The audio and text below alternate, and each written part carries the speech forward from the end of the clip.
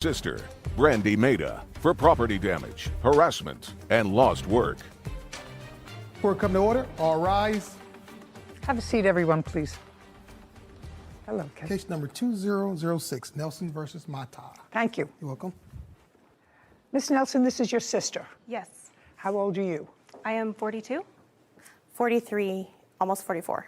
Oh, so are you the only two sisters? We have some half-sisters, but yes. But you're the only two full biological sisters.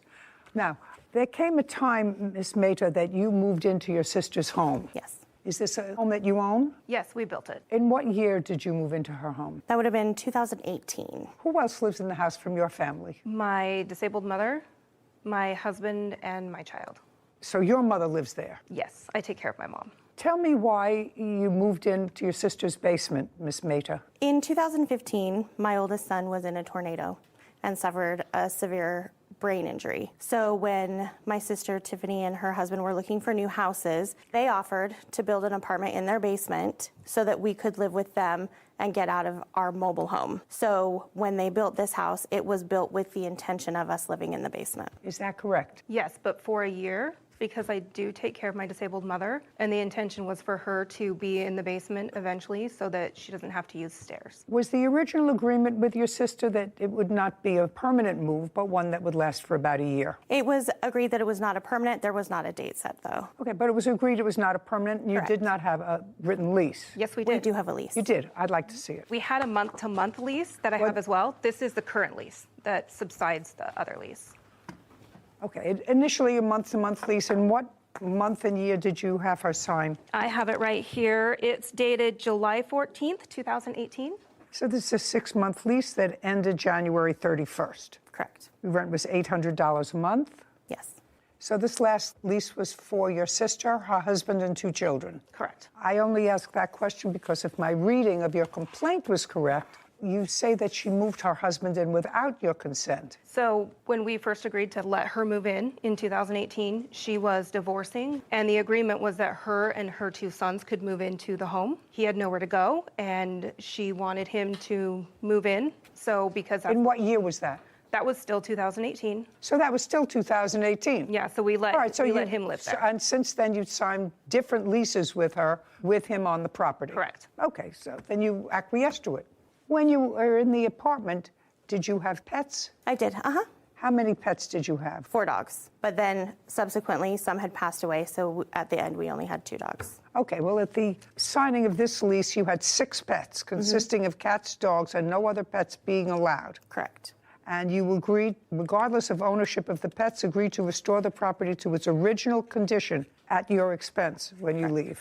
Okay, good, because that's also part of what this is about, actually, most of what this is about. Your Honor, they had 3 pets upon move out. They had just gotten a puppy, so they did have 3 pets and 2 cats upon move out. Doesn't matter. Anybody who has 6 pets, after 3 years, the carpet needs to be replaced. Yes, ma'am. Okay, now, your sister began to move out when, in what month? She moved out on the 1st of February, 2022. Pursuant to your agreement. Correct. And it is your claim that she left the premises in condition that required you to spend close to $10,000 to put it back into shape. $6,500 Okay. for the basement damages. I'd like to see photographs of what it looked like because we know it was brand new when you moved in because the house was just Those are built. all- So we know that it's new. I also have photographs that I took the day we moved out. Okay. I'm going to give you these and then I'm going to look at yours. Okay. Okay, so there's no question you have to replace the carpeting. Right. You understand that. Did Yes. you replace the carpeting? No, I had not had any contact from her. Do you have the bill for the carpeting? I replaced 1 room already, and I have that, and then I have the estimate to replace the other carpet. Okay, I'll take a look at that. And that's the main thing that I see in the apartment that has to be done from these photographs. Okay, did you leave a lot of food in the refrigerator and all kinds of stuff in the refrigerator? No, so what happened was the Just the refrigerator... answer is either yes or no. Did you leave a whole lot of stuff in the refrigerator? No. Anything in the freezer? No, there was no fridge or freezer. And cabinets? Did you leave anything in the I'm just looking because there's a picture here of a whole bunch of food. Right. I hadn't finished moving out. My question, yes, there was my stuff there. question is, you were supposed to be out by February 1st. On February 1st, was there food in the house? Yes. Okay, and it should have been moved, whether you moved out yet or not. You were supposed to be out by February 1st. Okay, I'd like to see those.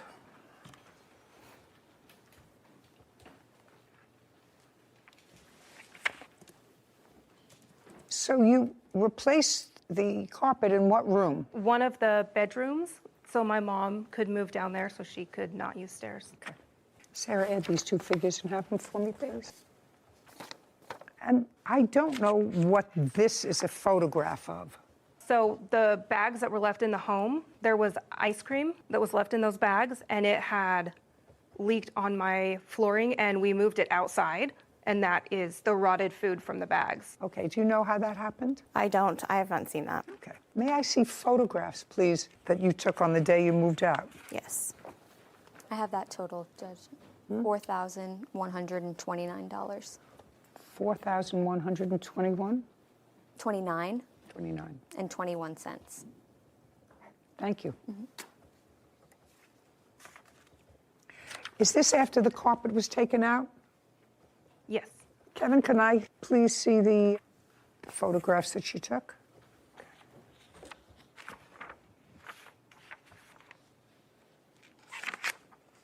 Actually, they're pretty much the same. Not terrible. A lot of it is ordinary wear and tear, except for the carpet. So that's $4,129. The only other thing that I'm questioning is that I saw these rocks, and I want somebody to explain these rocks to me. So because of the water level, if you go out the downstairs patio, there's rocks there to prevent the yard from sliding. Getting wet. So some of the rocks were moved. They're supposed to all go in a line, and they go down and over. So we have to pay a landscaper to come out and basically redo that. Well, how did that happen? Do you know? They're pretty heavy rocks, so I don't know. Do you know? don't know. Did you move the rocks? No, you would need like a skid loader to move those rocks. There's no physical way to move those Where do you live? with one person. I live in far west Utah, farm country. Looks like there's water comes down through here. Yes, we live across the street from a pond as well. Well, you don't know how that happens. Now, you have, in addition to your claim, which is for damage, you feel it's necessary to go into these allegations of harassment by your sister? I honestly just want to be done with her and not get threatening text messages and stuff on social media. No chance of a reconciliation. You Not lived on my together end. for a while, I've blocked her from for a long time. Yeah. Miss Mehta, your sister was there at a time when you needed her. Yes. You think that there's any potential for the two of you to sort of restore some kind of working relationship? Are you the only two? No. This No. is the funeral Okay. of our All right, relationship. not my job. That's a job for another professional. Okay, you have a counterclaim. Yes. And your counterclaim, just as she's not going into harassment, I'm not going into anything that involves the harassment. It is your claim that you left certain furniture behind. Well, why wasn't your furniture out on the 1st? Your lease expired at the end of the month in January. It did. And I did let them know that I was not done. Well, that's not a reason. That's not a reason to break your contract. Only two people can break a contract, Ms. Mehta. The two people are the same two people that signed it. You signed a contract that said you would be out on a certain date. You weren't out on a certain date. The fact that you notified her that you're changing the terms of the contract unless she agreed to it, then you should have had your stuff out by the 31st. Why didn't you? Because she had made it very difficult during my moving process. There was a lot of, like I said, harassment and stuff that happened during that moving process. She called the police on the people that were helping me. She made it very difficult to get it done. There was no way that I could get it done on Let's that get day. back to call the police. And later today, After Mr. Martinez got into the picture, he was going to pay me not to talk to Sherry any longer. So you had a discussion with him that all of her bills he was going to take care of? Many discussions, yes, Your Honor. Okay. And? I never got a dime. Okay, well, what is the harassment?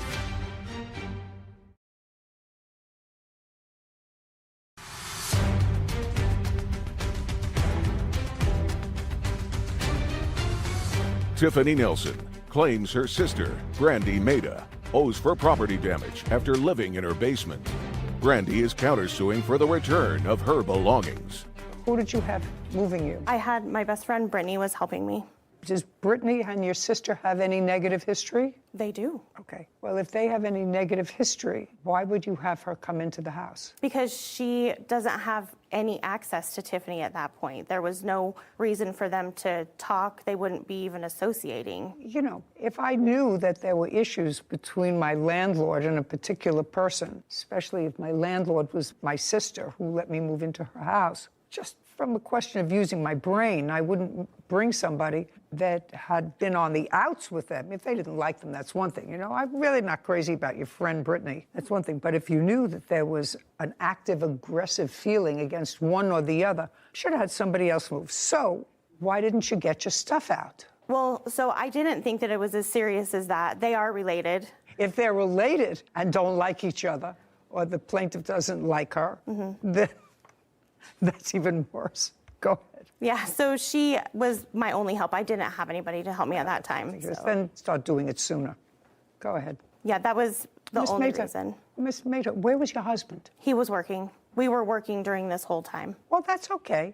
I've moved and worked. I used to move every time I needed a paint job. I would pack up and move, and I constantly worked. I've worked for 58 years. So that's not a reason. You pack in the evening. You go down after work, you get newspaper from the grocery store, and you get old cartons, and you wrap up the dishes and the cartons, and you manage to get out when you're supposed to get out. And she's not the only one who can help you. Maybe your husband has friends. If he doesn't have friends, I don't know why not.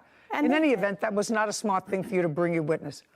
Furniture. What furniture did you leave? I when left patio set on the patio. It was all outside Hold furniture. on. Patio set. You're on. Just a second. A lawnmower, Okay. outside bench that had storage and stuff, Yeah. a fire pit, and lawn chairs. Okay. And when did you buy the lawn chairs? It would have been 2018. Okay. And how much did you pay for each one? They were $245 for the chaise lounges and $159 for the pool dining chairs. Okay. Are those chairs at your home? Yes. May I see them? Yes. There's 4 lawn chairs. There was never the long Okay. chair. Let me see what's in the home. I also had a cooler. Just a second. Don't bother me about a cooler. Are the lawn chairs still there? Yes. Great. You can go get them. Okay. With a marshal, not with her. What about the fire pit? Still there. You can pick up the fire pit. What about the lawnmower? Still there. Patio set. Still there. They have painted that purple. Paint it back. Where are you living now? I have a house Who are you living there with? with my husband and my sister-in-law. She's living with you? Mm-hmm. She paying, it's not an answer, yes. Yes. She's paying you rent? No. Why not? My husband's mother, their mother passed away, and she needed to be closer to family, so she's just living with us as family. Okay, you're going to get all the property back that you say you left there. And you can do that within 5 days on notice to the plaintiff with a marshal. Just give him a copy of the order that will give you inside. Okay. With regard to the renovation of the house, she has to put the house in reasonable condition. Most of these other pictures demonstrate some wear and tear that you would have to do. Painting and plastering after 3.5 years, but the carpeting had to be replaced, $4,129. Judgment for the plaintiff. Thank you very much. We're finished. This court is adjourned. I'm happy with her decision. I just wanted to fix my basement and move on with my life. I mean, it is what it is. There's nothing to do. You know, I think we were both at fault. Go back home, fix my house, and honestly have nothing to do with her again. If she had come and talked to me like a normal person, we could have figured this out without this. No, I'm completely done. I would like to not be inappropriate, but she's just not a good person. You know, I think that the two sisters had the best of intentions. Didn't you get that feeling? I did. From moving in and knowing you have a designated place at a time of need, that she was going to design the basement for you to live in, although not permanently, I thought it was going to go in a good direction. And I'm sure that the plaintiff's mother, who lives with her, is sad that she doesn't get to see her other daughter probably as frequently as she would like, because they lived together in the same home, evidently, for a very long time. Yeah. Very bad. There's always collateral damage when people don't get along. True. Case number 2039, Mormon versus Strauss. All parties, please step forward. Derek Mormon is suing his former friend, Sherry Strauss, for car repairs and harassment. Mr. Mormon, The defendant was a friend of yours. Yes, ma'am. A casual friend, a romantic friend. Maybe both, a casual romantic friend. How long do you know her? 14 years at least, probably closer to 15, yeah. Were you ever together as a couple? No, ma'am.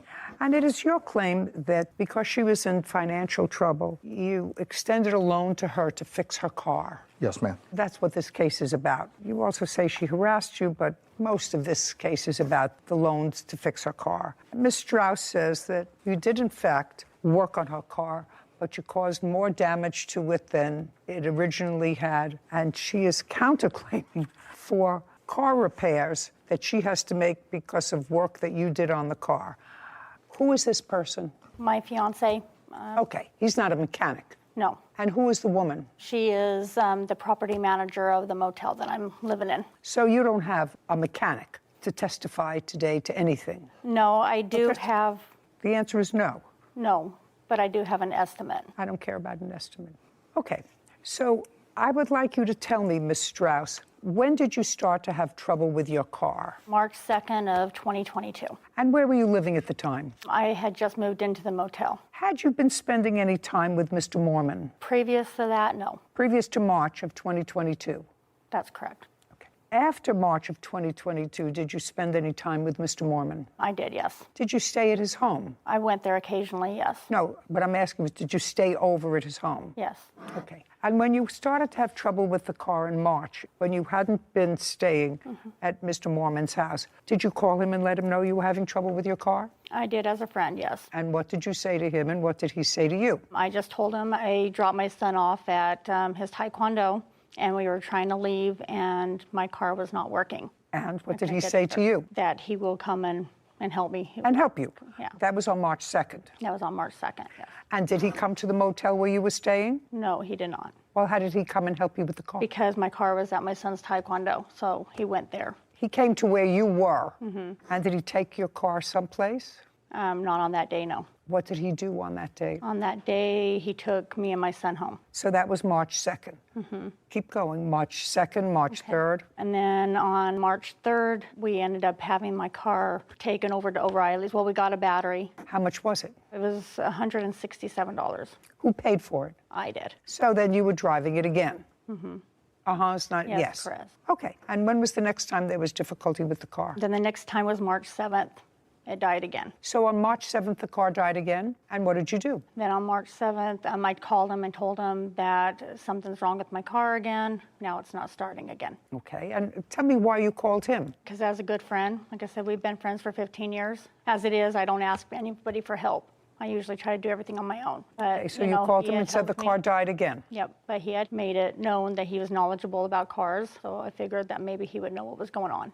You know who else is knowledgeable? Mechanics. You want to tell me what the additional harassment is? He showed up at my motel threatening. What did he want? When I had talked to him before, when he thought that David and I was not together anymore, he said, "Oh, it's not about the money." He goes, "I just want you."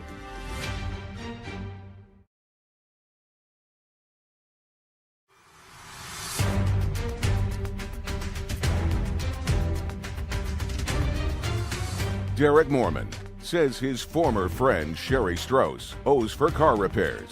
Sherry is countersuing, claiming Derek damaged her car, trying to fix it. Okay, so on the 7th, you called him again and said, I'm having trouble. What did he do? Then on the 7th, I had to go to work, so I had another friend take me to work. He came and picked me up from work, and we took my car back over to O'Reilly's, took the battery out, had them test it. The battery had been drained. Figured it was the alternator, got the alternator. He put the alternator in. Who paid for all of these repairs? That's what it's about. That's I what paid this case for is. 'em. So what is he suing for? Because later on, my brakes and rotors went out and I got a flat tire. So at that time, yes, I did call him and let him know. On what date was that? That was on April 16th of 2022. Okay. Well, right now it's gone on the fritz on the 2nd, the 7th, and April 16th.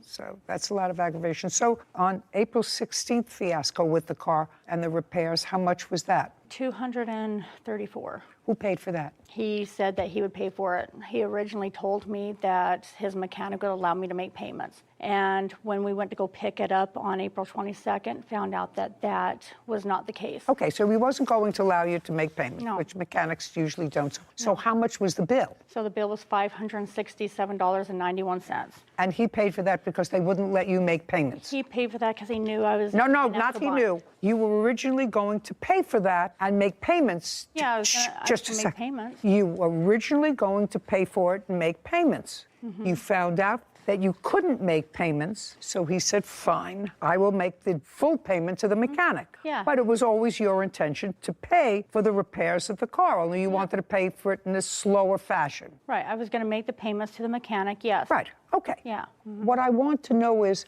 did you pay him back any of the $567? I gave him $300 to help him with rent, but Just a second. Tell me when you gave him $300 for rent. I gave him the $300 on April 29th. That was after you picked up the car. Mm-hmm. Is not an answer. Yes, ma'am. Did she give you $300 for rent? No, Your Honor, I don't need anybody to help me pay my rent. Do you have any proof that you gave him $300 for rent, a withdrawal from a bank, or anything? No, I don't, Your Honor. Okay, so far you owe $567. Is that what you paid for her in April? No, Your Honor, I paid $674.76. May I see it, please? Yes, ma'am.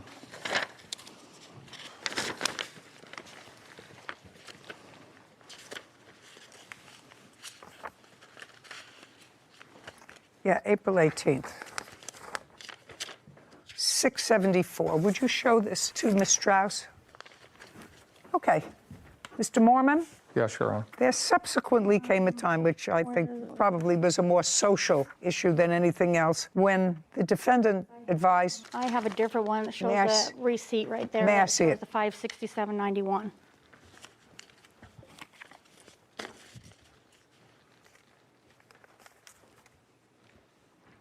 Well, I actually am not understanding this. He paid for this with his Visa card. Is that right? That's correct. Could you explain this to me?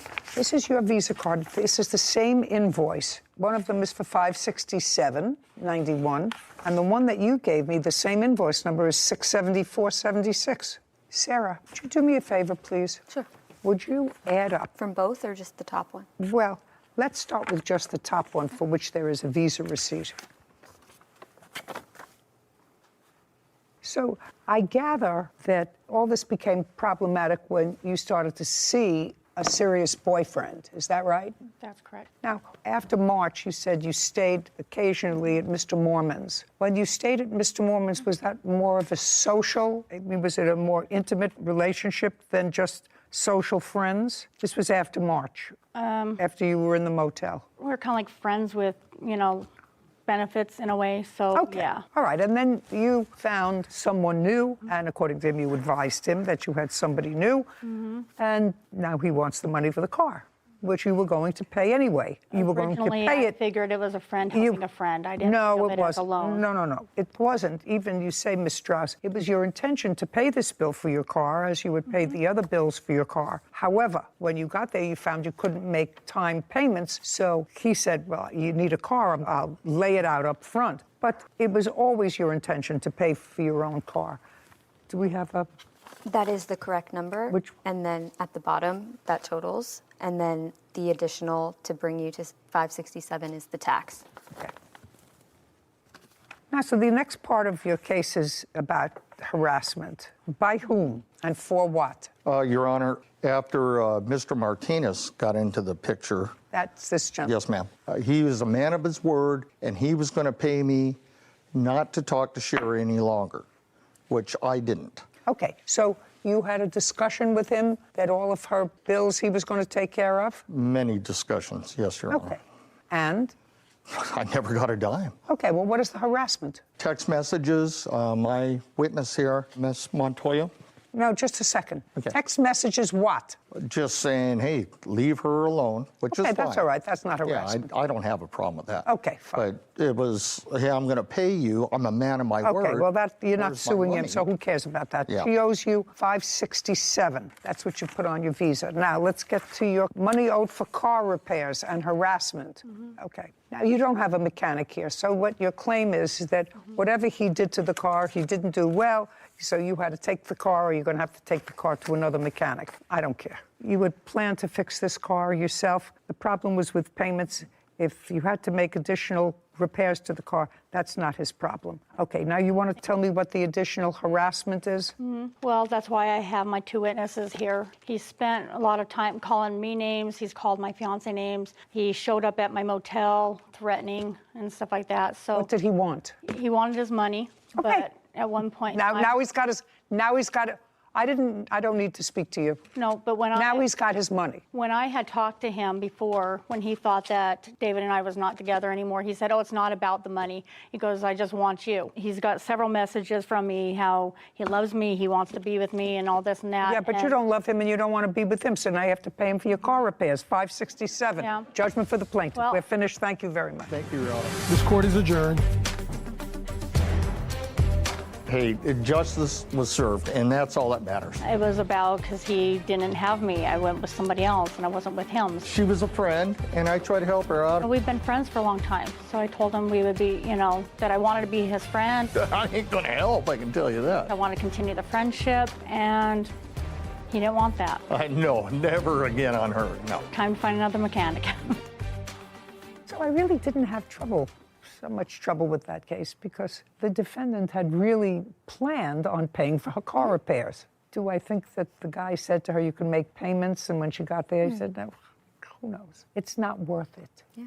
He felt used, Which I think is valid. which, give somebody money, and then you've had sort of a friends with benefits relationship, and all of a sudden you got somebody new, and you're driving around in a car that Yep. you paid to repair. Anyway, it was simple and easy. It was. Previously on Judy Justice. He aggressively coaxed you into the chair, is what you're telling me, by complimenting you. I mean, he didn't physically drag you into the store. You walked in by yourself. Right. So you must be very good. She asked for something that would actually help her look more youthful. The medical devices that we actually retail, we demonstrate them on the clients. And then typically clients, when they see a difference, they're like, oh, wow. Listen, you're not selling me, sir. I want to know how the sale came about. And next thing I knew, Eric was practically on top of me. Well, I didn't feel that I was going to be able to leave the store. I've been held against my will before and kidnapped. Who hired you? Wasn't hired. I was in business with him. Okay, well, but it's getting more interesting. I'm sorry. And who leases the store where you are? Don't look up in the air. It's going to get only worse. And now, the conclusion. Linda Bernadeschi is suing salesman Eric West for deceptively selling her skincare products she never wanted. I'm not sure she's entitled to a refund on all the products that she bought. I'm not thoroughly convinced yet that this was a situation where she was held against her will. But I've always been fascinated by these stores that want me to pop in and they give me a little white plastic thing and they stand outside, try this product. And, you pass by and you say, no, thank you, I'm not interested. No, you're beautiful, this can take away the wrinkles in your face. I say, I make my money with my wrinkles in my face.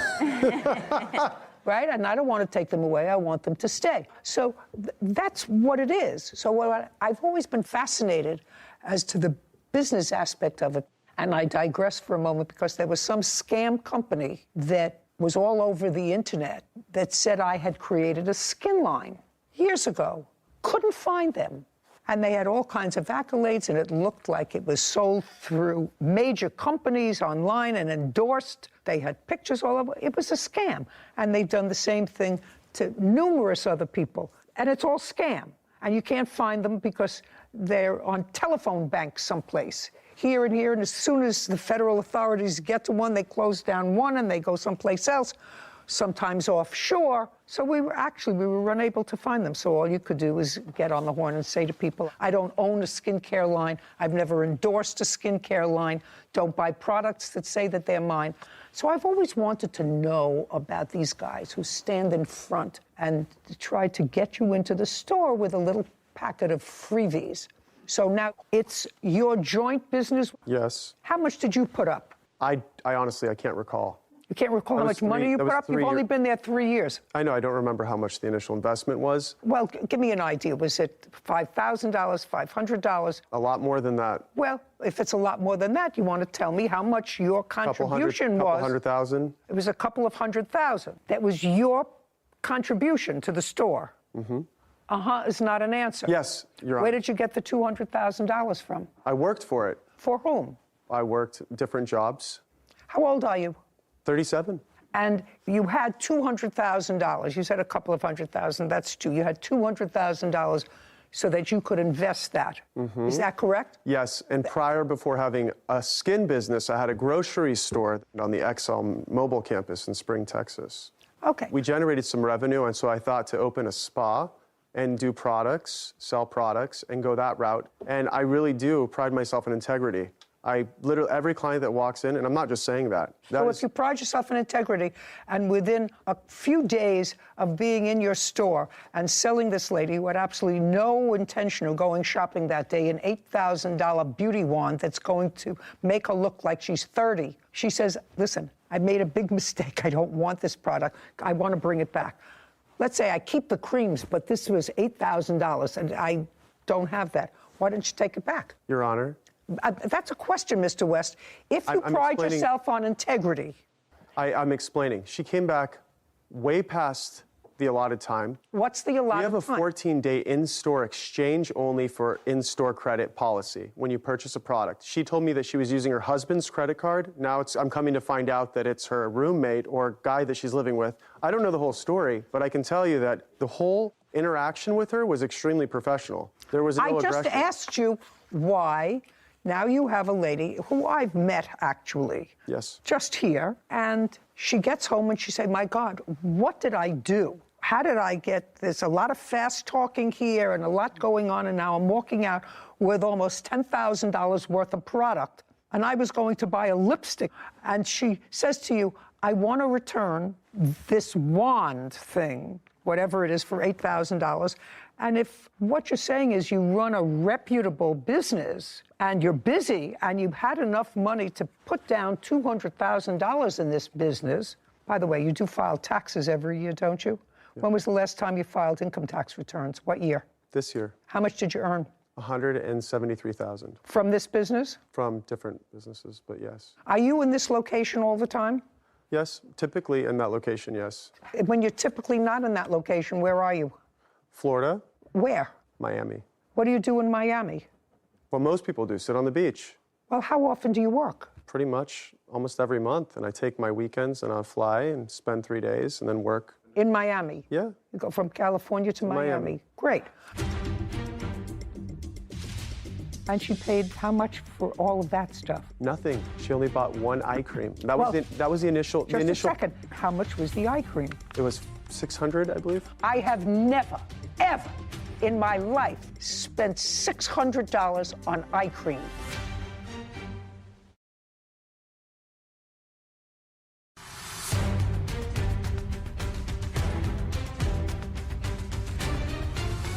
Defendant Eric West claims the plaintiff, Linda Bernadeschi, purchased products with a no-refund policy. Linda felt she could not leave unless she bought the items. So you still haven't answered my question. She comes into you within a relatively short period of time after she purchased all this product. She said, I don't have the money.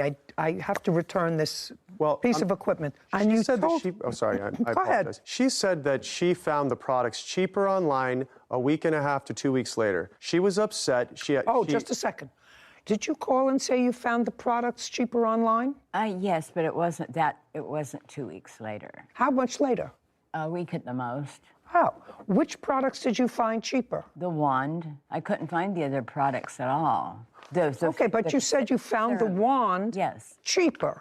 Is that what you told him? Yes. Now, you looked for the wand.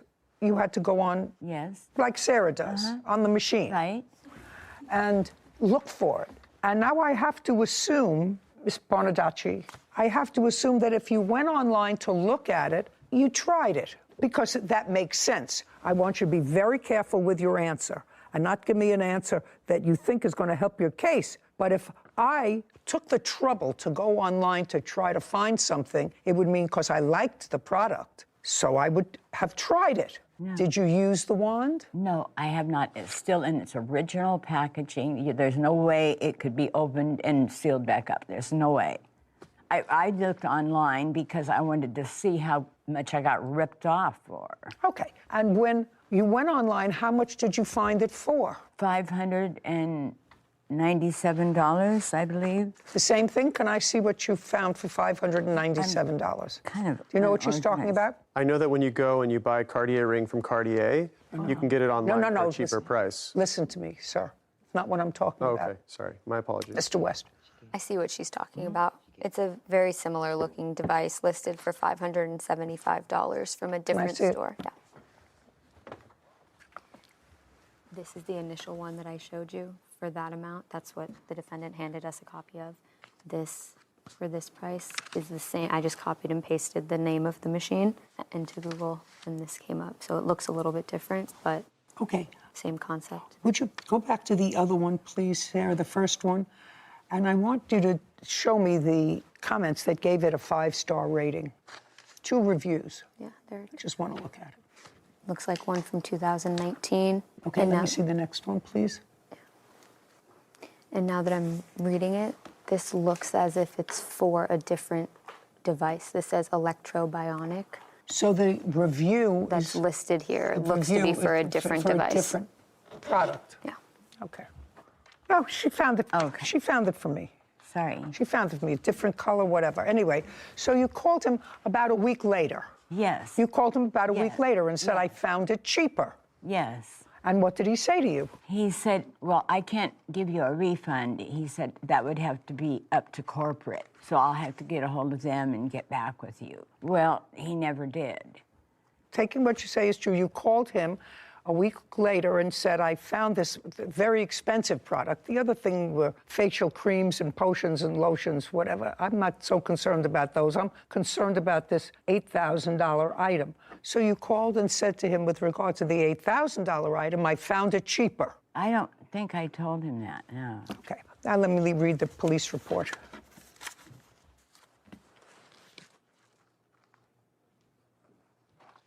Okay, have you seen the police report, sir? No, I have not. Okay, so this is a police report by an officer who you don't know and doesn't know you.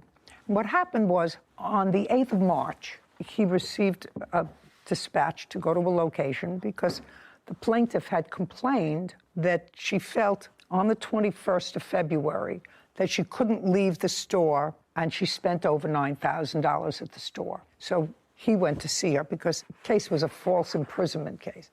And it said, while officer was en route, he asked his dispatch if there was any history involving your location. And it said there were 2 previous incidents involving your store. You're aware of that? Yes, Your Honor. Yes. And he read the papers of the events. There were 2 different complaints, 2 different complainants that were very similar that were reported by this plaintiff. Said that the other 2 victims were lured into the store and they felt as if they were not able to leave until they purchased products. One of the reports stated that the victim had spent over $100,000 on recurring charges and products that she didn't want. So, in a very small area, there's a little history there. I'm reading you what the complaints are, sir. Do you understand? Absolutely. Okay, let me finish.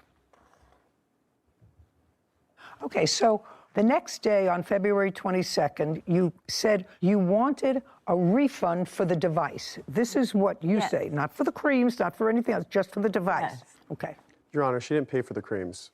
She paid for 1 cream out of all the creams that she got. whatever. Okay. But that's not where you made your money. No, I know. It's on the machine. That's not where you made your money, is on the lotions and potions. Okay, suspect 2, that was you, told him he was unable to give her a refund and would have to be done by corporate. Were you the one who told her that? I spoke to her. That's No, I either a did not yes say or a that. no. No, I did not say that. Tell me what you said. I told her that she signed a no refunds agreement and she understood that she purchased the sale, that it was a final sale because she got what she received. What did she receive? She received 6 months worth of services that she did not want, which were complimentary.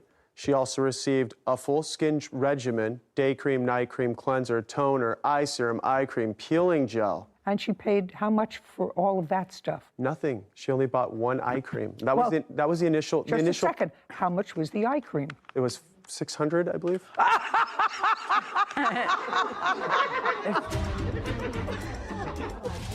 Do you still run that place when you're not sunning in Miami? No, and those are the only. Just a second.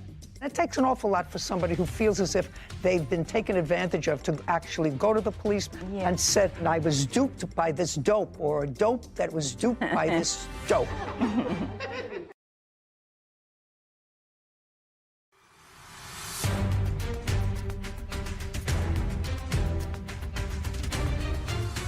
Defendant Eric West claims the plaintiff, Linda Bernadeschi, purchased products with a no-refund policy.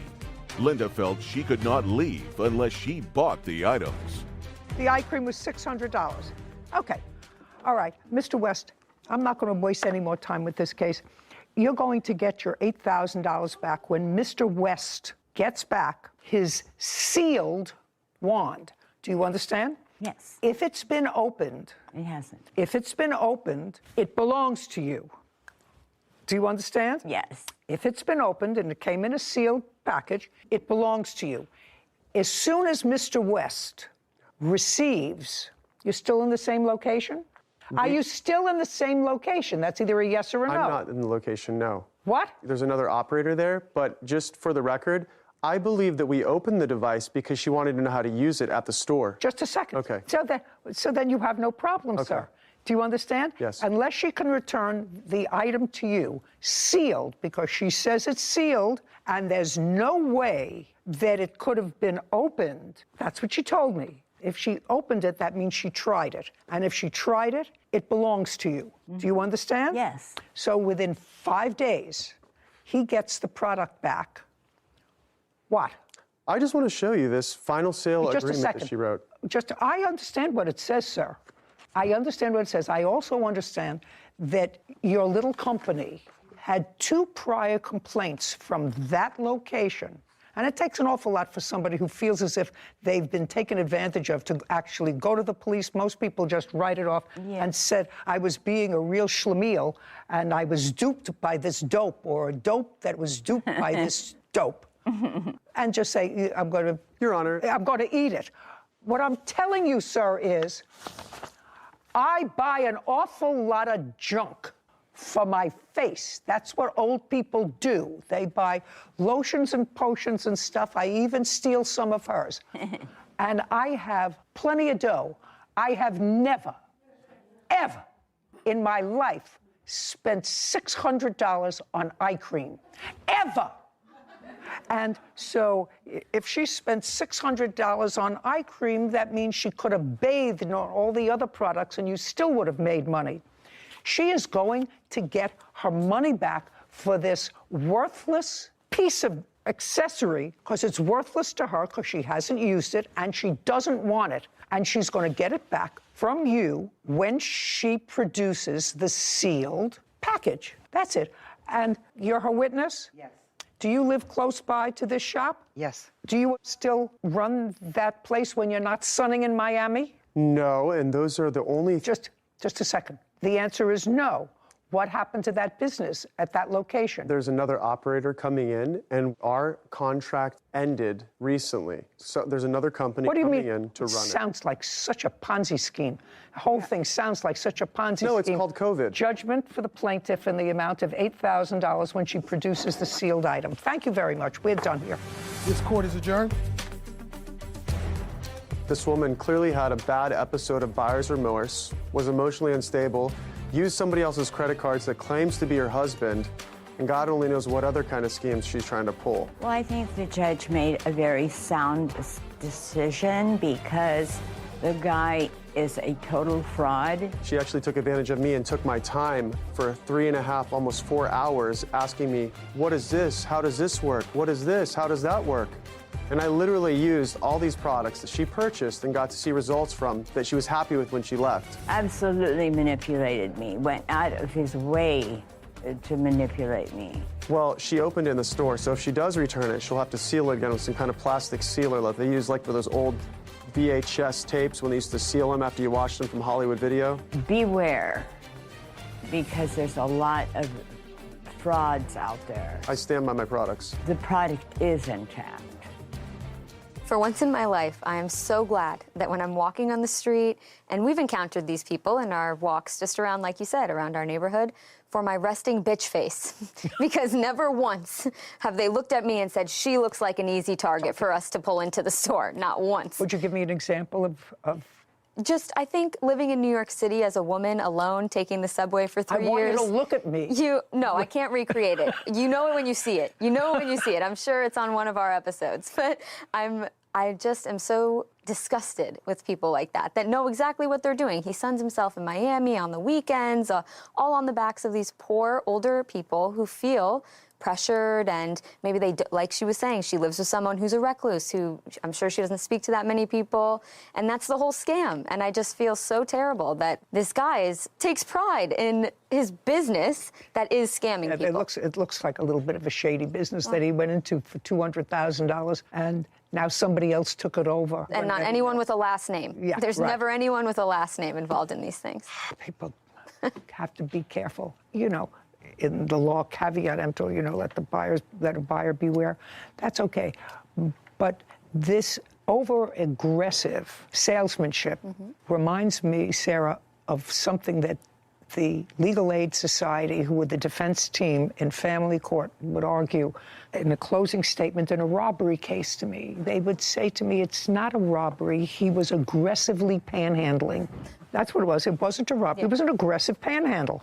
This is just aggressive salesmanship, is what he's saying. Well, the line crosses between aggressive salesmanship and and what amounts to, at least in her case, and the case of at least 2 other people who went into that store, feeling that they were uncomfortable about leaving unless they purchased something. You know, you and I are tough birds. We would, you say, well, we're leaving. Oh, really? We're not leaving until we buy something? Yeah, right.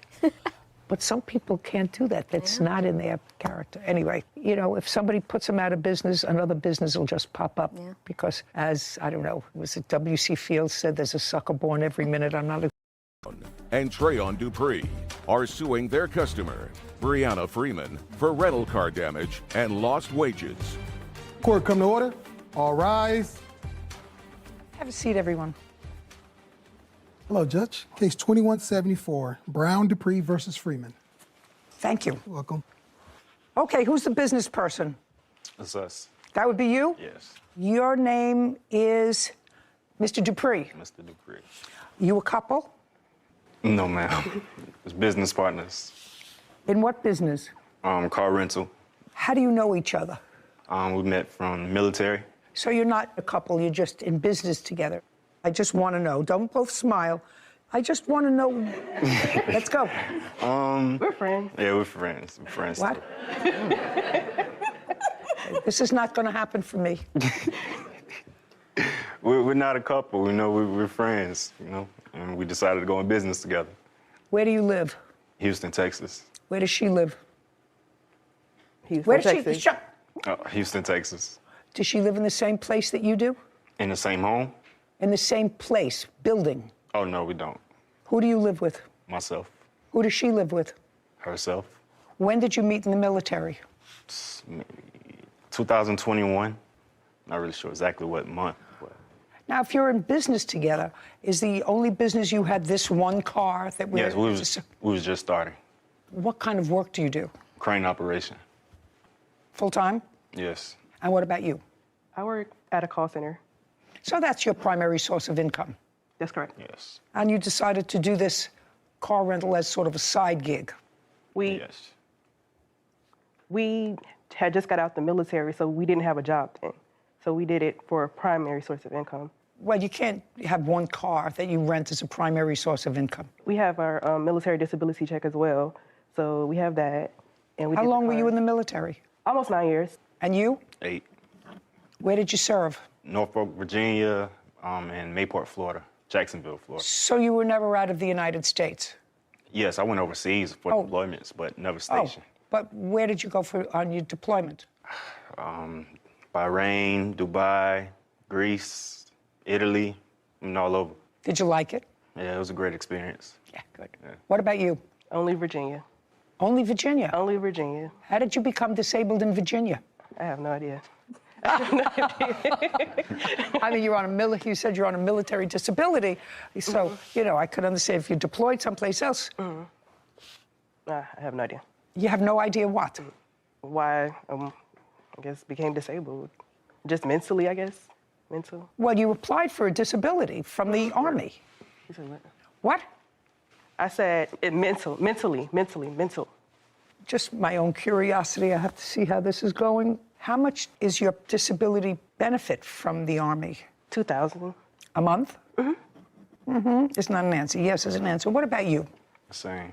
And is your disability mental or physical? Both. Well, your physical disability doesn't inhibit you from being a crane operator. No, not really. Great. I love America. Okay, so now you're out, you're both on disability from the Army. You don't have a job yet, so you decide to buy a Mercedes. That's correct. What year Mercedes? 2014. And how much was it? $22,000. Is there a note on the car? Yes. For how much? $350.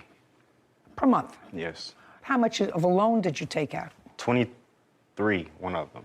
It's not too much. Car was only 22. The car was 22. I don't know the exact number that the car is right now, but it was between 21 and 23,000 that we owed on it. And I took the loan out. Where is the car now? In Texas. With whom? She has it right now. What was the rental agreement that you had with Miss Freeman? You didn't form a business corporation or anything else, am I correct? Yes, we have LLC. And the sole asset is this car? Yes. You bought the car when? Give me the date again. I think it was in July. July of 2022? That's correct. And when did you rent the car to the defendant? August 27th. Do you have the rental agreement?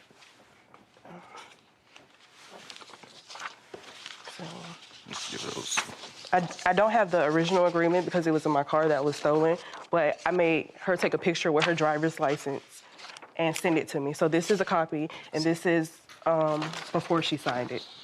And I have after I signed. It's literally the same thing. Just, And so you know let her talk.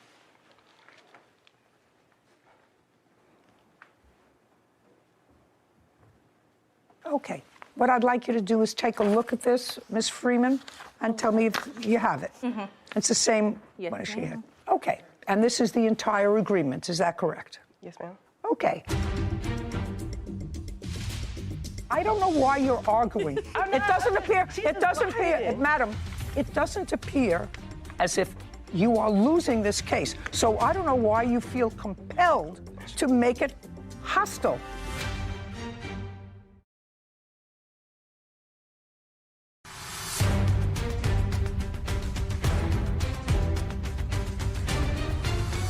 Selena Brown and Trayon Dupree claim their customer, Brianna Freeman, owes for damages to their Mercedes rental car. Brianna is countersuing for lost wages. So there's nothing in this agreement that prevents her from allowing somebody else to use the car, and the agreement specifically says that if anything happens to the car, she is responsible to use her insurance, and you have a policy number, your policy number for insurance. Okay, so your boyfriend was driving the car on what date? The 1st. First of what? September. And I have the accident report if you want that. Not yet, I may. Not yet, but there was an accident and the car was damaged. Correct. Anybody have a photograph of the damage to the car? I have it on my phone if you would like to see that. I would. While we're waiting, Your Honor, I found the LLC filing that lists both of them as the Principals. As the principals, but they list the same address for both of them. Their residents are listed as the same. Oh, really? Interesting. Want to say that a little louder? I just said I found both of them listed as managing members of the LLC with the same address for both of them listed. I lived in a different state when we started. I was in Florida. We don't live together. That's what y'all are saying. It just lists. Yeah, lists that's just place the of business LLC as well. address. It's in my boyfriend's phone because the number that's on the contract was his phone at the time. So if you want to see I had a picture right here. And I have multiple pictures as well. Of the car?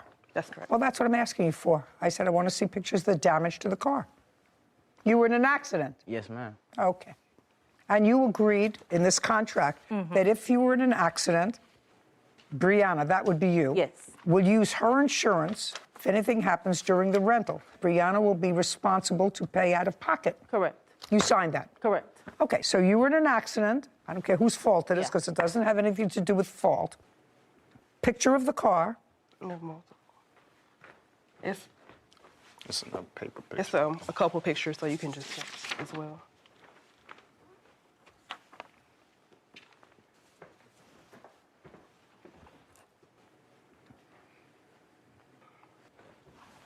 Stand up. Somebody hit you in the rear? No, in the front. Oh, this is the front of the They ran car. a stop sign. What?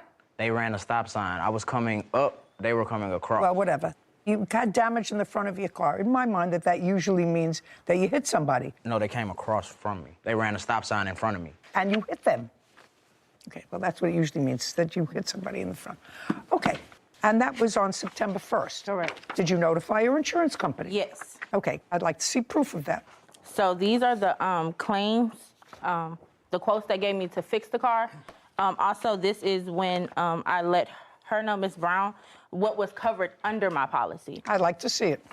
So that's that. It shows what's covered in my policy. Was the car fixed? Absolutely No. It was not? Not at all. Why not? Because I didn't talk to Trayon, Mr. Dupree, however you say his name, until the day, September the 5th. All of my business was going through Mrs. Brown.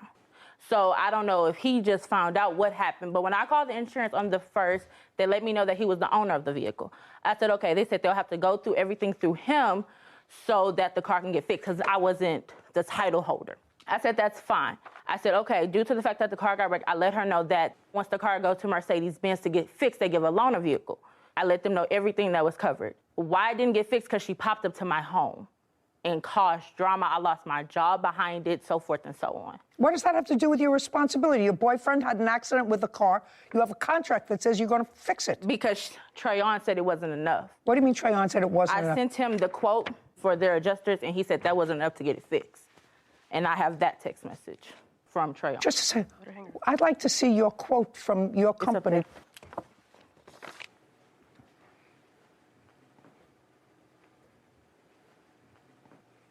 Where did you take the car for them to send an adjuster to take a look at the car? I had to take pictures of the car and upload it to the app they sent me, and that's how they got those quotes. They have an estimate here of $3,000. Did you get an estimate to fix the car? Yes, we got an estimate. I'd like to see it. In person. In person. That was just the picture, and when I Okay, talked... got it. May I interject a little bit? Because Brianna kind of lying, and she raised her right hand. So Brianna didn't notify us that the car was wrecked until September 3rd. She told us that she was in the hospital with her dying father. Listen correct? to me. Listen to me. I don't care. She lied about I don't care. She lied about how the car got wrecked. I don't care. It doesn't matter how the car got wrecked. She has an obligation to fix it. She has an obligation to fix it. And to be quite honest with you, this is a Mercedes, and this car can't be fixed for $2,900. Can't. He's absolutely right. This car can't be fixed based upon that damage. And he wasn't prepared to say here. No, it wasn't that at all. So once, I guess, he got involved in the business, I was talking to Ms. Brown. She said she had a rental the next day or something in that manner. And I said, okay, well, let me find a Mercedes-Benz that can actually get your car in so you can get this loaner car for you to rent your car out. Also, in the midst of that, I was gonna pay for the rental that she had that was so much wanting to cancel on her. So I said, okay, Mercedes has a loaner car and can accept your car at the time. Well, they couldn't fix this car for $2,900. That's what they gave me, and they said that if it went to a Mercedes-Benz shop, they will honor that. I don't know that at all. That's what they told me. I don't care. But regardless of the price of getting the car fixed, I was gonna pay because I know that we was at fault for it. Quote unquote, it was my contract that I signed. That wasn't an issue. Well, then you can take that up with your insurance company. Correct. I didn't have a problem with paying. Yeah, then you can take it up with your insurance company. She lied about how the accident happened. So they denied. Don't listen to me. You started to say that before. I told you I don't care. She's just lying and cost us so much money. Like, Madam, listen to me. You okay? Good.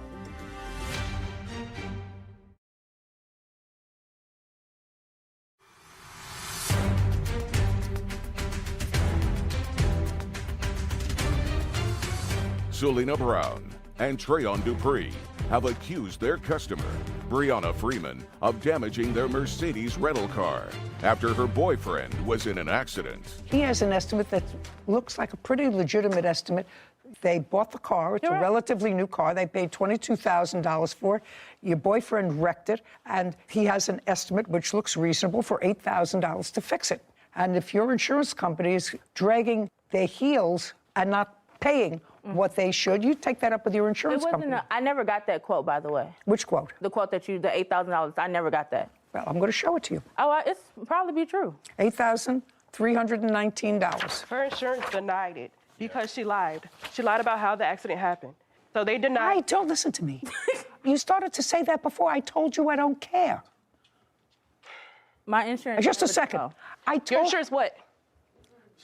Never denied the claim. I have proof. I talked to him. I have proof. I have the email where he said they denied it because They definitely denied it. Because I told them to stop because she popped up at my house. because she lied about the accident. Because we tried to get it through our insurance as well. I don't know why you're arguing. It doesn't appear, madam, it doesn't appear as if you are losing this case. So I don't know why you feel compelled to make it hostile. I don't understand why. She's just lying and cost us so much money. Like, madam, listen to me. We're all told.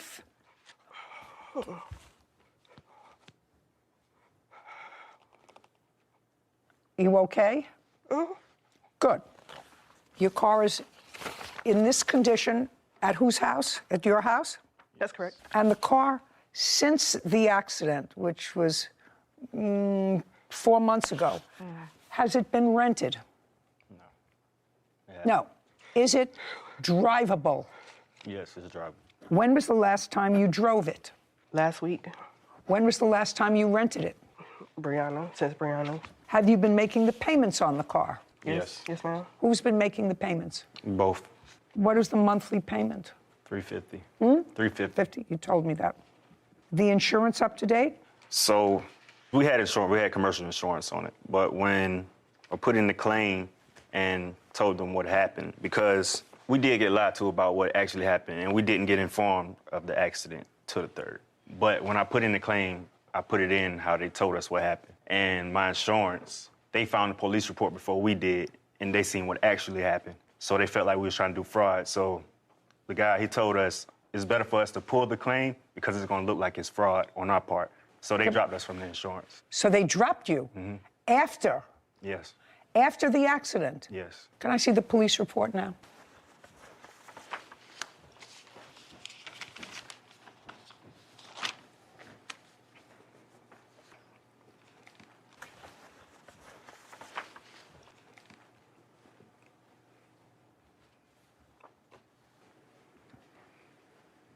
Well, this police report indicates that the other person was at fault. That was my. Oh, sorry. Am I wrong about that? No, ma'am. No, then don't speak. This police report, did you see it? Yes. Got it right here. I'd like to see what you have. This police report clearly says that Unit 1, which was the woman, ran a stop sign. That's what it says. Why would your insurance company drop you? Because we gave the story that she told us, so it looks like we're doing fraud. Yeah. And basically, ignorance isn't an excuse for them. So. Actually, that's pretty outrageous. We was told it was a hit and run. She told us it was a hit and run, so we told them that. She said she was in the hospital when it got hit, and then we found the report. She waited until the day that we had a rental to tell us.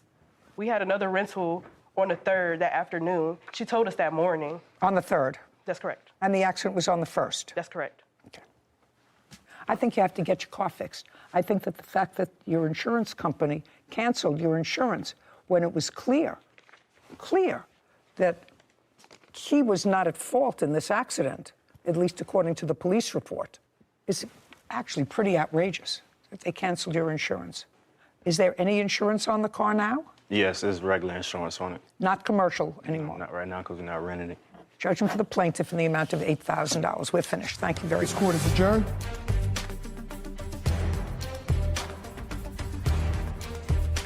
I'm glad we won and everything. I felt like, we deserved more than we got, but at the end of the day, we won the case. I'm not mad at the decision. I'm fine with it regardless because I know I was trying to get it fixed. It was just a timing issue. She lied about everything. She literally lied about everything. She pulled out a gun on me. Lying, I don't have anything to lie about. It's all in my evidence. Like, she told me to come basically get the car and the keys in the mailbox. And when I went over there to get it, she pulled a gun out on me because I took my wig off. She posted stuff saying I lied about things. I pulled my gun out on her. Like, girl, I don't have a gun, like, at all. I think that they put it inside, so they checked them. But they said they couldn't go inside, so they checked their body.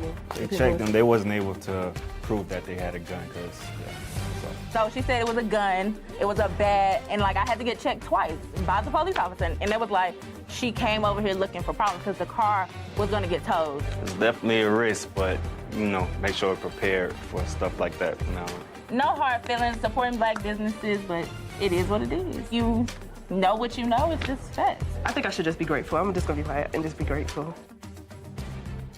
I'm sitting here trying to think of what the takeaway is on this case, and I can't think of the takeaway. I mean, I'm having a hard time as well, but I think accountability and responsibility could be a good one. The defendant knows what she signed, that any damage to the car from her boyfriend, her, anyone while the car was in her possession is on her. But what we see a lot of is emotional issues come into play when people know their responsibility, but then there's an emotional issue. She came to my job, she harassed me, she came to my house and yelled at me, whatever it is. And they think they can use that as a justification to get out of their accountability. And although I'm not promoting going to someone's house for some self-help, that's not a reason for you not to follow through on your responsibility. On your contractual responsibility. Yes. Which she was clearly aware of. So maybe that. That's the take. Is suing her homebuyer, Dante Zarzosa, for an unlawful eviction, extortion, and emotional distress. Court come to order. All rise. Have a seat, please. Hello, Judge. Case 2156, Heckendorf versus Zarzosa. Thank you. You're welcome. Miss Heckendorf, who is this gentleman? This was an attorney I hired in Mexico, kind of in the middle of the night when... He's an attorney? In Mexico. Okay. And my witness. Okay. So, trying to piece this complaint and answer together, you purchased a home from Mr. Zarzosa? No, Your Honor. He purchased a home from you? Yes, ma'am. Okay, got it. He purchased a home from you in Mexico? Yes. Where in Mexico? About 5 miles north of Rosarito, maybe 10 miles south of the border. How long have you owned the home? I owned the home about 5 years. How much did you pay for it? When I bought it was $180. How much did Mr. Zarzosa pay for the house? $245. On what date did he purchase the house? February the 9th. Were you present at the closing of the house? I was. When you closed on the house on February 9th, how much money did you receive? I was supposed to receive... No.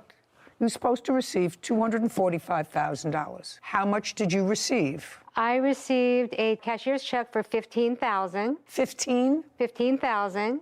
I received cash, $4,500. And I received the next day through a wire transfer 4.6 million pesos or something like that. I have the paperwork. Just tell me what that translated to in dollars. It was $220,500. Okay. Well, if you have proof to how much the translation of pesos to dollars is, that means that you got a total so far without the down payment. Did he give you a down payment? Yes, $5,000. I was paid for my house. I was paid for my house. No, I understand that, but this is the problem. Mr. Zarzosa says that when he took out the mortgage, he increased the amount that he was borrowing so that he had closing costs covered to the extent of, I think, $3,800 or $3,900. It was a total of almost $10,000. No. Oh, $3,900. That's what I asked you. What's 10,000? 10,000 comes out of nowhere. It was a difference, you said, of $3,900. Yes, ma'am. And so he wanted from you the difference. Well, the realtor gave me... Not the realtor. He wanted from you... The realtor told me that. I've never really spoke to Dante except for on February 22nd and the time that he came and looked at my house. But the realtor sent me a fake statement, which I looked at because it's a high school kid's piece of paper, and I said I was not making a refund. Okay, well, you have to make a refund if you were paid more for the house than you're bargained for with the purchaser. That's true. That's true. And the bank told me on April 1st... No, they can't tell you anything. Oh, really? If they documented something to you, then I'll read it. But you can't tell me what a bank told you. First of all, banks don't speak. Now, I'd like you to get what Mr. Zarzosa is handing me. This is from the bank. Well, I can't read this, but what I can't read is in Spanish, but I can read the numbers which indicate that you received, Ms. Heckendorf, a total of $249,544.22. Let me see. May I see that, ma'am? Absolutely. Because this is what that bank gave me right here.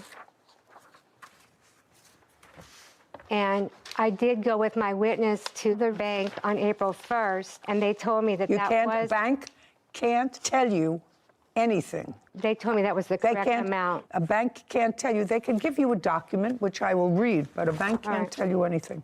This is not really a case about this contract. Yeah, it is. It started this way. They're saying that that bank sent me the wrong amount of money? Yes.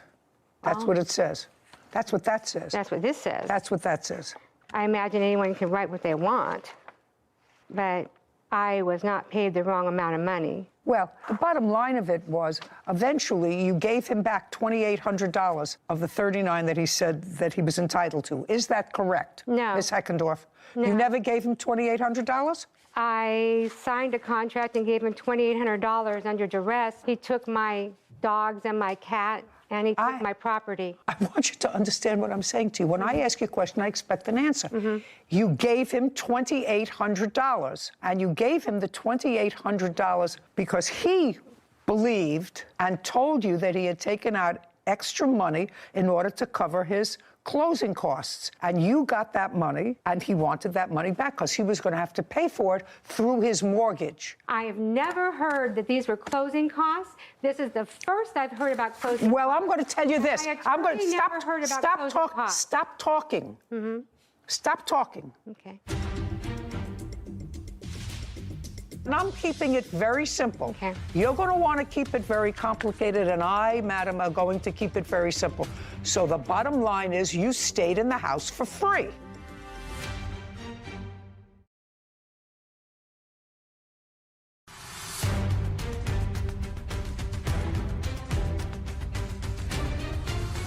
Karen Heckendorf claims her homebuyer, Dante Zarzosa, extorted money by keeping her pets in property.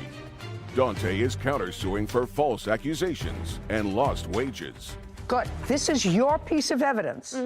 Your piece of evidence says that you got $249,544.22. No. That's what it says. No, it doesn't. Okay, that's what it says. You gave him $2,800. He wanted $3,900. You gave him $2,800. What you're suing him for He also is... wanted I'm going $2,500. to dismiss your case. Okay.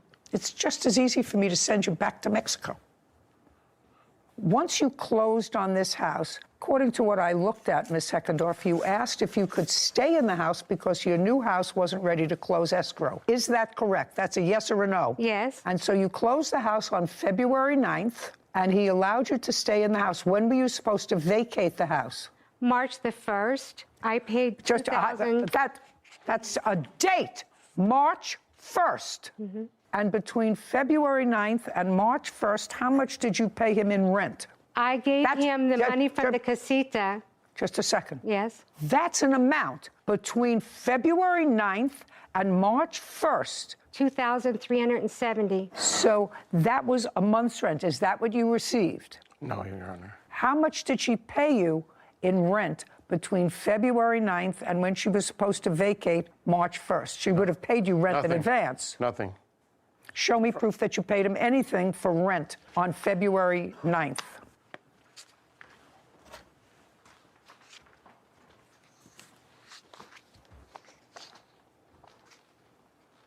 Did you ever receive from this agent $2,370? No, Your Honor. Well, do you know who he is? Yes, I do know. That's the realtor that represented both of us on the purchase. And you never received, this was on February 9th. He acknowledges, he signed that he received $1,620 as in for the last month's rent and $750 security deposit, as well as prorated rent of $120. I don't know what prorated rent is for. It was for the end of January. They moved in a few days before. Who moved in? The people that rented the casita. And that's part of the house? Yes. What is that? I have two houses on the property, the one I lived in and the casita. And Dante gave me an email that if I gave him this money from the casita, that I could live in the front house until March the 1st. I have that Just a email. second. When he bought the house, did he or did he not buy the casita as well? Yes, he did. So he bought the casita as well. So it belonged to him. This rent belonged to him. Only So if I what do you mean? rented He's it. not giving you anything. If he buys a house and there's another property, he owns that property. He owns whatever rent was due for that property. So what you're saying is, let me cut to the chase. What you're saying is, you claim, he said to you, I've just paid you $250,000 for your house, which includes the casita. Your house isn't ready yet to close escrow. I will let you stay in the house free if you let me keep the money from the casita's rent. Yes. Oh, And I have fine. an So that the email. bottom line, don't speak, it doesn't look like you're losing so And- far. I may not be finished with you. And So I hadn't rented you're the speaking, casita. you're trying to speak over me. Well, And I'm keeping it very simple. Okay. You're going to want to keep it very complicated, and I, madam, are going to keep it very simple. So the bottom line is you stayed in the house for free from February 9th or 10th until it was supposed to be until March 1st. That was your understanding. You were staying in his house for free. I didn't have to rent the casita. I don't care whether you had to or whether you didn't have to. You were staying in your house that you sold to him for free until your new house was ready. That's a yes. I felt that. I don't but care guess how you if you feel. want to look at it I that don't way, care how you feel. Okay. You sold him your property and you took advantage of a piece of that property, the casita, in order to negotiate yourself a free 3-week rent until your house is ready. Now, you may stand there and look at me in that smug way, but you and I both know that that was a deal you made for yourself. Yes, I agreed. Okay. I agreed to rent the casita ahead of time before I moved out and give him the money so that I could stay in the property until my house closed escrow 1 week. Pretty tricky. May have been March the 6th. Pretty tricky. Bottom line is you stayed in his house for free. Okay. And then what the rest of the case is about is that you claim that he changed the locks on the door before March 1st, and in the house you had your pets, and he held ransom your pets until you gave him what turned out to be $2,800. That's your complaint. He changed the locks on February 28th. Where were you when he changed the locks? February 22nd. 22. Where were you when he changed the I was lock? in my office in San Diego. Okay. And how did you find out that the locks were changed on the door? Dante sent me an email that I found later admitting to what he did, but I asked you a question. I was at my office, and he called me on the phone, and he said, "This is Dante Zarzosa." And I have my way. He called you in the office. That's how you found out he changed the locks. That's an answer. Approximately what time did he call you in your It office? was about 6:30, 6:45 in the evening. 6:30 p.m. And tell me what you claim he said to you and what you said to him. This is Dante Zarzosa. I have your 2 dogs. You're never going to see them again if you don't pay me $3,900. Now, that wasn't the first time you had heard about this $3,900. That was not the first I heard about it on February the 9th. No, the 8th. February the 8th, I'd heard about it. And so you told him after that you would, or you told him, or you told your lawyer, is that you? Yeah, now you me. can stand up. I met him. Shh, don't speak. Okay. On what date did you get your pets back? Well, I didn't actually get them. My friends went and begged for the animals. Don't tell me what they did. They gave them to, and they gave them to my friends. Stop it, please. Okay. Sit. Yeah.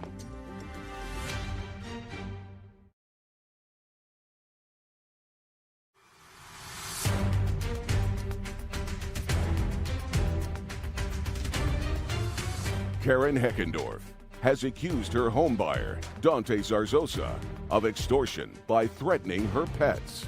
Dante claims Karen owes him for making false accusations. Your last name, sir, is? Mena, Your Honor. Mena. Mr. Mena, you're an attorney in Mexico? Yes. Okay. Are you a real estate attorney? Yes, civil attorney, real estate as well. You understand what this is about, and you understand if you're a real estate attorney that sometimes people take a mortgage that's beyond what they need in order to cover their closing costs. You understand that? Yeah, absolutely. Okay. It's not an unusual thing. I bought and sold many homes. A lot of people do that. And when were you first made aware of the fact that the defendant was at least claiming that there was an amount that he had incurred debt on by way of a mortgage in excess of what your client in Mexico was supposed to receive in the amount of $3,900? February the 22nd, something like that. 2/22. And when she came to your office, now we no longer have attorney-client privilege, sir, because she's brought you here as a witness, so you're going to testify to every conversation that you Absolutely, had. yes. You understand that? Absolutely. Okay. She came to your office after she found out that the locks were changed. Actually, I was at home. That was at night. So when for the first time, sir, did you hear about this money that the defendant was claiming that he was owed? Mr. Dante called me. I want you to answer my question. Yeah, yes. My question is, when she called you the night of the 22nd at your home, did she tell you at that time or soon thereafter that there was a discrepancy that he was alleging with regard to the closing fees? Not actually, no. No, She didn't tell you anything. She told you that he just illegally evicted her and changed the locks. Yes, and at the same time, because of some situations regarding a deal she has on the sale of the property. Your client knew as of February 8th that the defendant was alleging that she owed him money from the closing costs. That's clear. That's what she told me. Now, they had clearly ongoing discussions about this from February 8th or 9th when the deal closed and she got her money and she's living rent-free. So what I want to know, when did she share with you, not that there was an illegal eviction, not that her pets were in the house, when did she share with you that he was claiming that she owed him money? And I'm not excusing self-help. When did she tell you that? Because she knew it at the beginning. She knew it before she called you. I have the communication from Mrs. Karen. At the time we filed a complaint in the DA office, district attorney office. This is the time when she expressed me the whole facts. Oh, so she didn't tell you the whole fact when she called you at home on the 22nd? No, because she was very worried. She was concerned regarding the babies. Don't tell me that. Okay. That's it. Now I got it. So I got what you're dealing with. I understand who I'm dealing with. Okay. On what date did you get your pets back, Miss Heckendorf? The 22nd. Okay. What time? Well, I didn't actually get them. I got them the next day because my friends went and begged for the animals. Don't tell me what they did. They gave them to my friends. Stop it, please. Sit. Yeah.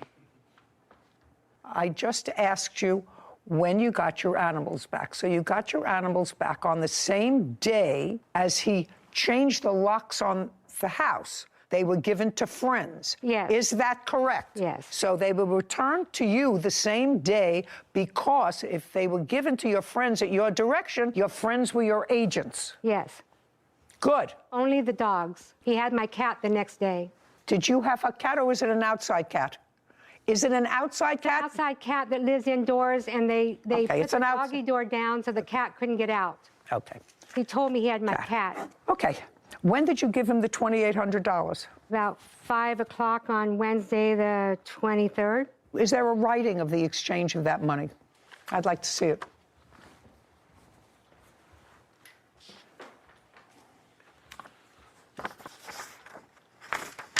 I can't read this. The plaintiff has a translated version. Can I see the translated copy, please? Can I speak? About what? About that paper? Yeah. He was the one that drew it up. He could tell you, Your Honor. No. I want this. Did you draw this up? Can I see it? Yeah, sure. Kevin, give it to him. Thank you. Did you draw that? Yes, I participated. What does it tell me? It's translated. Don't speak. Do you have the translation of this document? Yes, I gave it to you, ma'am. Okay. Okay, number 5, very clear. This is the agreement that Mr. Zarzosa receives from Ms. Heckendorf $2,800 for concept of refund of pending payment. The previous amount is received fully. Therefore, the debt is liquidated. And number 6, the seller, Ms. Karen Heckendorf, grants the broadest waiver derived from the investigation file presented before the district attorney's office. I assume that that was your complaint, and with a file number filed against Mr. Zarzosa by not keeping any legal action present, past or future, derived from the present business. This is the police report they're talking about. I don't care what this says, is you've settled all of your disputes with each other. This says you've settled everything that had to be settled. Okay, but what the translation suggests is by this document, each of you understood that you were giving him money. He was not going to follow through with anything that had to do with the criminal complaint or with a criminal complaint against him. You went your own merry way. Am I crazy, or is that what this document says, sir? You are the lawyer. Yes, it says so. That's what it says. So I want to know why you're all here bothering me. You settled everything. You got back your stuff. You got out of your house. You got your personal property. He has a counterclaim for false accusations and loss of wages as a result of whatever. This document says you've resolved everything with each other. So why are you here? I did not sign that document under usual circumstances. I hadn't had any sleep, and I was coerced. And he said he was going to burn my furniture or he was going to sell it in the year that it would take me to prosecute him under this Mexican contract. Put it down, sir. The case is over. If he wanted to The case sue is me, over. You're a pretty savvy lady, madam. You had an attorney that you consulted. He was there when this document was signed. He wasn't on the real estate deal. He was there He when was only on this Goodbye. deal We're in the done. middle of the Case is night. dismissed. So is your counterclaim. This Bye. court is adjourned. this was really a case about Dante taking my animals for hostage and extortion. I didn't steal anything. The only reason I agreed to give him $2,800 was because he said he was going to burn or sell my furniture. I'm gonna enjoy my house. Thank you, Karen. That lady was never intimidated into anything. I don't think so either. She knew she had gotten an extra few bucks at the closing. She knew that she was really living there rent-free, which is really very nice. You buy a property, letting her stay there for almost a month. I have little sympathy for him because he resorted to self-help, went to the house, even though he knew she was still there, and changed the locks. But that document clearly indicated that both parties at some point said, okay, enough. I'm getting out of the house. I'm getting my belongings. My pets are back. Here's your money, and finished. Well, when you make a settlement, you've made a settlement. You don't get to make one settlement in Mexico and another one in California. Suing her ex-boyfriend's brother, Cleefers McCowan Jr., for personal property and filing a false police report. Court come to order. All rise. Have a seat, please. Case 2143, Simpsons versus McCowan Jr. Thank you. You're welcome. Ms. Simpson, you lived with Mr. McGowan for, looks like 7 years is what you said. Yes, ma'am. It was off and on. What do you mean off and on? Well, I had another residence as well. Okay. And it's going to get more complicated, I see, than less complicated. You lived off and on, according to you, with the defendant's brother, who is now deceased. Yeah. It is your claim at one point in your papers that you and the defendant's brother were married. Yes, ma'am. He passed away. Yes, ma'am. And it is your claim that the defendant owes you money. He was the executor of the estate, and he owes you money for property that he took from the house and for filing a false police report against you, I assume indicating that you took things from the house. Yes, ma'am. Okay. Mr. McGowan says that you and his brother were never married, while he indicates in his papers there might have been some sort of ceremony of marriage. Yes. That his brother somehow must have told him that he never filed the marriage license, so the marriage was never valid. That's correct. Is that correct? That's correct. Okay. Well, let's go to that for a moment. Yeah. Yes, it's sort of curious and takes me back to law school days. And believe me, that really tests my memory. Were you at the ceremony where your brother married the plaintiff? No, ma'am, I was not. When did your brother tell you that there was a marriage ceremony? I probably heard it just throughout life. You mean throughout life for how long? From the time that he had any dealings with her. So about 7 years ago. Yes, ma'am. So you asked your brother whether he was married? Yes. How long ago was this? I would say 4 years ago. Okay, so 4 years ago, you say to your brother, I understand that you, what's your first name? Mona. Mona got married. Well, so he gave me an insurance document, and I was like, wow, what's going on? What about all this? He gave you an insurance document that said what? From the VA indicating that I was going to be the person that gets the money upon if he demise. If he died, right? And you had a VA insurance policy. Yes, ma'am. With you as the beneficiary. Yes, ma'am. Okay, and so he showed you the insurance policy. Well, he sent it to me in the mail. Okay, or email or electronic. And so I said, wow, what's going on? So then I started to ask different questions, and he said, well, don't worry about that. We're not legally married. No, you have to tell me. I said to him. I said to him, so doesn't your wife Isn't she the beneficiary? I don't want to be involved in all this. Right. And he said, I am not married. We went through a ceremony, and you have 10 days to file the marriage license. The marriage license in Las Vegas. Okay. To solidify the marriage. And then he said, I never filed it. We are not married. May I? Just a second. Did your brother tell you that he had ever told Ms. Simpson that he never filed the marriage license? No, we never had that conversation. Okay, well, because you say in your answer, sir, that my brother was too smart for that, he never mailed in the license. Well, he told me because there was a problem between these two. And so we talked about that, and he said, no, I'm not married to her. And he said, you have to file the document, and I never filed the document. And I have a copy of that right here. Ms. Simpson, yes, ma'am. Tell me when this ceremony took place in Las Vegas. April 2013. Did you travel there with Mr. McGowan? Yes, ma'am. We moved to Vegas together. Who was at the ceremony? It was no ceremony. What happened was I don't know what this is. What happened was we went to the Justice of the Peace, and the 10 days is not accurate. No, don't apologize. Don't tell me. We had 1 year to go to like a pastor or minister or something like that because we just went to the Justice of the Peace in Vegas. They give you a year to do it, whereas it's, I guess, what I think the term is officiant or something. Officiant has to do it so you can become married permanently. So you knew that you were not legally married? Well, it was legal, but it would be official if you don't do another step within a year. And I understand that, but you never did the other step. We didn't, only because he was sick, ma'am. I don't care what the reason was. I don't care if he was watching Yellowstone or because it doesn't matter why. I respect that. What? You can get hooked on that. No, yeah. I understand. So no, I don't care what the reason right. is. You knew that your marriage, because it wasn't confirmed, according to you, within a year that you weren't legally married. Yes, ma'am. And just a second. That's all I want to know. That makes my life much easier. Because, Mr. McGowan, I want you to listen to me very carefully. Under what you told me, under the events that you told me, so you should have kept your mouth shut. No, it's okay. No. It's going to be okay in the end. It's going to make a lot of sense in the end. No, I understand that it's going to make a lot of sense to me. We're going to follow the money.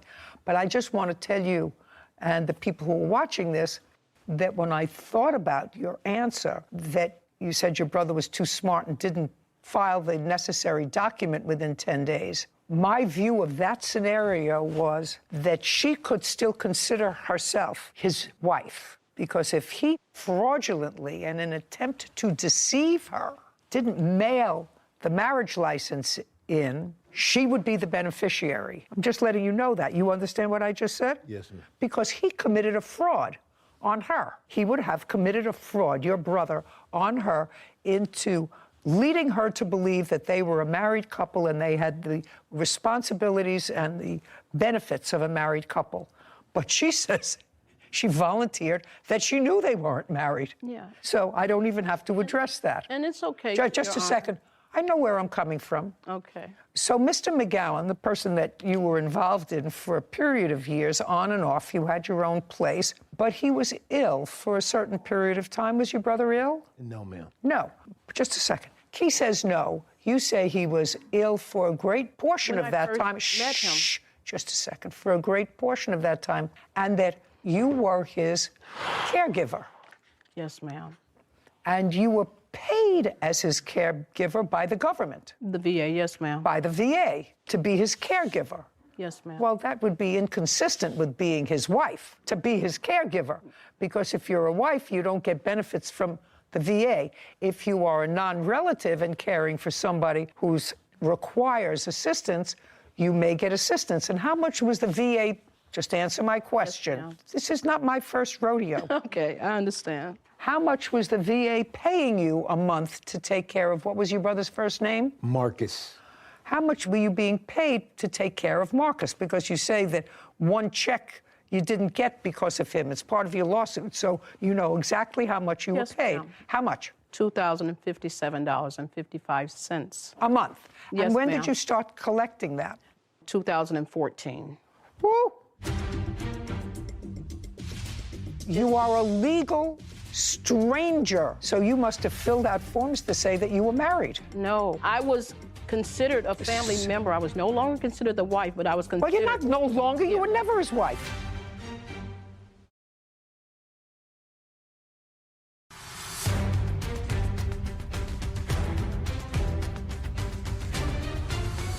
Ramona Simpson claims her ex-boyfriend's brother, Cleefers McCowan Jr., threw out her personal belongings. Cleefers is countersuing for damage and stolen property. Okay, so there was a reason why you didn't continue to solemnize the marriage ceremony that you went through in 2013, because you started to collect $2,000 a month from the VA in 2014 that you couldn't have collected were you his wife. That's a yes. No, it isn't, ma'am. Oh. Receiving the benefits from the VA, you have to be a family member. You have to be related to that person in order to get this stipend pay. It wasn't a regular VA payment, and it's for relatives. You have to be a relative for that veteran. What are you getting? Oh, Yes, it's true. Check that, Pull Sarah. up stipend pay for the VA, because we're both disabled veterans. It's not like I just had to do this. I loved him, and I care for him, and he was sick the day I met him. Just a minute, you both disabled veterans? Well, my disability was not as crucial as his was. How much do you collect? I very minimum, because I asked you a 30%. question. That's a very minimum. Yes. It's not a number. Yes, it's $300 and some change. But the thing is, Your Honor, may I speak, please? He was sick from the day that I met him, and I was taking care of him prior for that. This was his idea, because he was familiar with the veterans and the system. This was his idea that we can receive funds, and it stayed right in the household. We were living together. It was stayed in the household, and that's okay with them. I thought you told me a moment ago that you had your own place. No, not then, ma'am. Not then, when we moved back from Vegas, because we stayed in Vegas for approximately 3 years. When we moved back from Vegas, he had purchased a home and everything, and it was supposed to be okay. We were going to be together. But he started living another alternate life, which he was very familiar with, because he's introduced him to so many people. I don't even care about that. I still continue to take care of Marcus. It was no longer a romantic situation. Now you still continue. You had your own place. I lived both places, because he needed me more there than he did when we was living together. What kind of alternative lifestyle was he doing that he needed you there part-time? He was seeing other people and he was stuff like seeing that. women. Pardon me? He was seeing other women. He was seeing other people, yes, ma'am. Okay, so he was seeing other people. But you, let me finish. Yes, ma'am. But you continued to receive the $2,057. You knew you weren't married. That money was coming directly to you. It wasn't coming to him. Well, it was coming to you. At what address? He was giving me a portion from his bank account, and then when we discontinued everything, there was nothing physical. Then I was receiving my full allotment at that point, but I was still taking care of him, taking him to the VA, taking him to the hospital. Wait just a second. I don't care. Don't go like this and like this. He's a legal stranger to you, and you're getting $2,000 a month to take him to the VA. Ma'am, he was not a legal stranger. He was a legal stranger to you. Legal. He was not your mother, father, brother, sister, or husband. Ma'am, he was a dear friend of me. He continued to be a friend, honestly. Well, and he knows that. We went to several places together. I'm setting up for myself what is the actuality of the situation. Now, I understand that I was really not prepared for this scenario. I was prepared for somebody, quite frankly, Miss Simpson, who had been defrauded by his deceased brother into believing they were married. She took care of him when he was sick. And all of a sudden, now that he's deceased, his brother comes in, kicks her out of the house, and takes all of his property. That's the scenario. But now I understand that that is not the case, that you knew you weren't married, that for 8 years you collected $2,000 a month for taking him to the doctor's offices, to the vet, to taking care of him in the house, but you understood that he was seeing other people, that you didn't have an exclusive relationship. Now I understand it. And you did receive a certain benefit from that because when you moved back from Vegas, you went to your own place because he was having an alternative life that had nothing to do with you. At that point, was the money going to his bank account or yours? It was going to his bank account, ma'am. Okay. Well, you say that he notified the government. Part of your lawsuit is for 1 month's check that you say, or 2 months that you didn't get. And you say you didn't get it because he notified the VA or somebody notified the VA. I don't care who notified the VA. What I want to know is, with those checks immediately preceding Mr. McGowan's death, going into his bank account or yours that he had? His. It was going into Marcus's bank account. Okay, and he was giving you money from that bank account? Prior to his death, yes, ma'am. Right up to the time he got sick and died? Yeah. Okay, yes, and how much would he give you? He would have given me $2,057. $2,000. All right. No, okay, you mean total? No, I'm sorry. No, I get it. It was not what I thought, but I get it. Ma'am, may I okay, please money say owed something? for the return of property.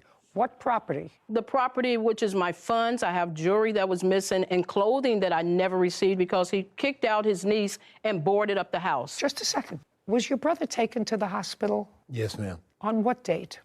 28th of August, 2021. Okay. He was nowhere to be found. Just what? He wasn't around. Just a second. I did that. Just a second. Did you take him to the hospital? I had his daughter to call an ambulance. I got to Marcus's house and I followed him to the hospital. Yes, ma'am. Hey, well, you want to just answer my question? I actually understand the whole scenario. You understand that I do understand the money part. I get it. So when you say his daughter called the ambulance and you got over there from your house? Yes, ma'am. Okay, and who do you live with there? My daughter and my son. And in whose name is the lease? My daughter's, my son, and myself. So all three are on the lease? Yes, ma'am. And how long have you had a lease at that address? 2017. Okay, so we're talking about 5 years that you've had an alternative address. You have an answer for me?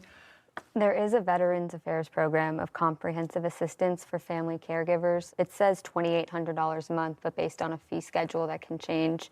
So the 2057 fits within the range. And does it define family members? It doesn't define the family caregiver, only that the VA may appoint someone who's part of the primary family caregivers to the veteran, but it doesn't identify who qualifies as a family caregiver. As a family caregiver. And that's the act that you were under. But you were not a member of his family. Yes, ma'am. You were not a member of his family. Well, it not goes a well. further than that. Not a well. This is not a well. You're living with your daughter, your son, on a lease since 2017.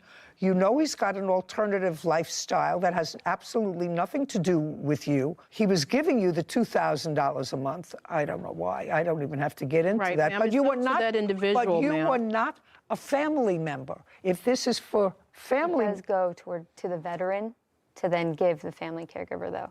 Okay, but you are a legal stranger to him. So you must have filled out forms to say that you were married. No, it's up to that. It's up to that individual, the veteran, and I know how the procedure goes. It's up to that individual.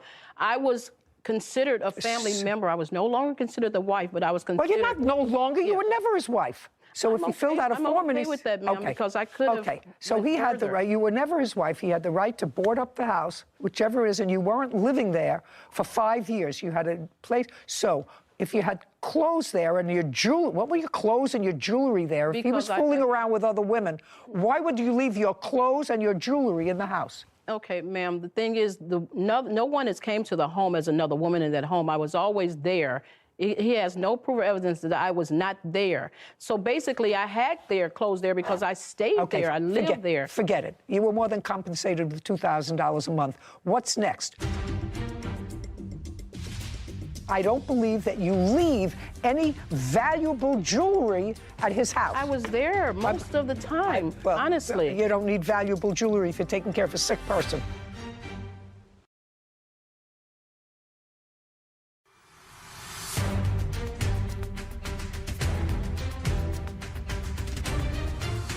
Ramona Simpson is accusing defendant Cleefers McCowan Jr. of throwing out her personal belongings. Okay. Do you have any of her property? No, ma'am. Did you dispose of any of her property? I didn't. She had no property Just there. a second. I don't believe she had any property there either. Anything of value. And I did. Okay. Can I? Excuse me. I did find what the VA considers a caregiver. So if you're a spouse, son, daughter, parent, step-family member, or extended family member of a veteran, or if you live full-time with them, or if you're willing to live full-time with them if they designate you as the family caregiver. So technically, if you're willing to live with the veteran full-time, you could be qualified as a family caregiver, but it's up to the veteran to declare their own family caregiver if you live there full-time. Yeah. Yeah. But she stated if you were willing to, and I was always willing to. Okay. And because Good. I don't feel as if you were shortchanged, madam, at all. And I don't believe that you had anything of value in the house. So your case is dismissed. Now we're going to get to the second part of your claim. You say she took property from the house? Yes, ma'am. What property? She took jewelry, guns. What jewelry? Chains, rings, cufflinks. Show me. Entire. Show me. How am I going to figure that out? You have photographs of things? Yes, I have some photographs here. This is so sad.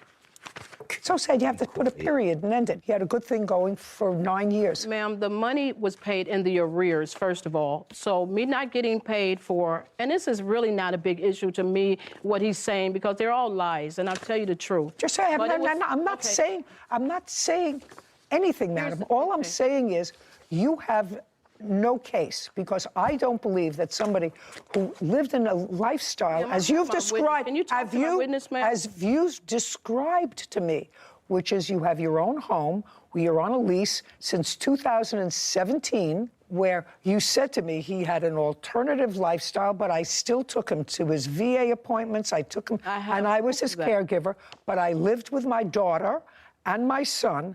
I don't believe that you leave any valuable jewelry at his house. I was there most of the time, honestly. You don't need valuable jewelry if you're taking care of a sick person. But Can I see? I was taking was also friends, ma'am. I've decided your case. I respect that. This is just what had happened to looking for everything that was taken in there. I don't care. Who cares? What are you showing me? You showing me that the place is a mess, that somebody went through it?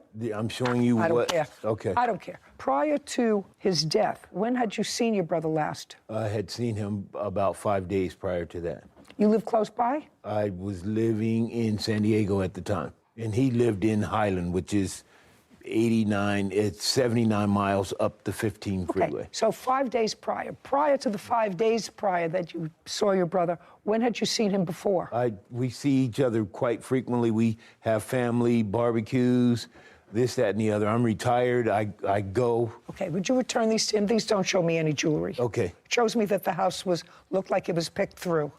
Okay. Thank you. What else? So quite frequently. That's it. Did you get a VA benefit from your brother for his insurance? From the life insurance policy? Yeah, that's from the VA. Yes, ma'am. And how much did you receive? $2,600. Who paid for his funeral? I did. How much was that? $1,100 or $1,200. So you took some of the insurance money and paid for it? Yes. Did he have any other valuable asset? He had quite a bit of stuff. It's in probate as we speak. Oh, so case is in probate It's in probate right now as we speak. Oh, great. So I don't have to deal with it. Your case is dismissed. We're done. Thank you. This court is adjourned. You know what? I have a lot of respect for the judge, but she didn't listen to me. Well, I'm happy that the judge made the decision that she made. He's a habitual liar. Thief. My brother died, and within a half a day went over and burglarized the house. This is something that he can laugh about, and he's going to go and tell the whole world that I'm still a liar. I'm still a this, that, and the other. There is quite a bit of items that belong to me that this person stole. That you can love someone and not be married to them. You can help someone and not be married to them and making love to them. I was genuinely there to help Marcus because I love Marcus. The devil. I don't. You don't want the devil. You know who? The devil. He barred me from the funeral.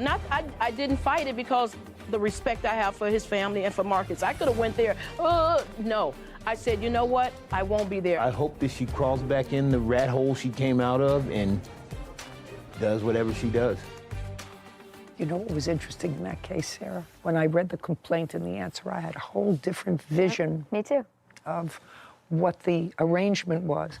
And based upon what the defendant wrote in his answer, that his brother, with regard to the marriage, to his brother telling him, I'm too smart, I didn't mail in the papers. Read like fraud a little bit. Right. But she was in on it. She knew. She didn't complete the steps. She didn't complete the step for a different reason, but she knew that they weren't legally married. That they weren't legally married. Which changes the whole game from a legal perspective. Right. Certainly the fact that the case is currently in probate made my life a lot easier. Anyway, it should be a warning signal when you get married out there, folks, and you have a marriage license, because I performed enough weddings to know you have to seal it, sign it, put a stamp on it, and usually put it in the mail within 3 days of the ceremony. So brides and grooms, make sure you put it in the mail together, or watch the officiant put it in the mail. Alan Lukoski is suing business owner Gene Clunn for a semi-automatic rifle. Court come to order. All rise. Have a seat, please. Hello, Judge.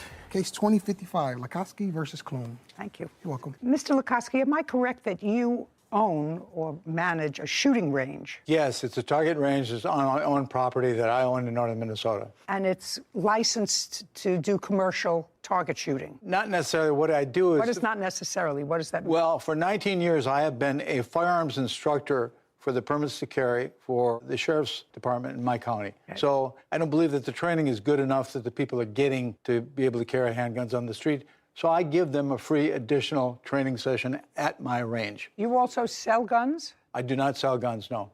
How do you make money, is my question. So I give money by charging people for the class. Well, that's what I'm talking. You charge people to use, and you don't need a license to run that sort of operation in your county. No, you have to be a registered NRA instructor, which is also, Are you? Yes, I am, ma'am. For how long? Oh, I've been doing this for 19 years. The case is really not very complicated, but let me see if I can break it down to its most basic elements. There was a gentleman who regularly came to your range. Yes. And his first name was? Jim. How long had he been coming to your range? A couple of years at least. And then, according to what you indicate in your complaint, and Mr. Clunn doesn't deny it, he got sick. And according to you, the nature of his illness, you felt prevented him from using a heavier weapon. Yes, ma'am. And so you loaned to him, because of his illness, a rifle. Yes, ma'am. What kind of rifle did you It loan? was a sporting rifle. It was very lightweight. What kind? It was called a PS-90. That was the model. PS? PS as in Sam, 90. Would you take a look at that, Sarah, please? I have a picture of it, Your Honor, if you'd like to see one. I would. It's very unusual.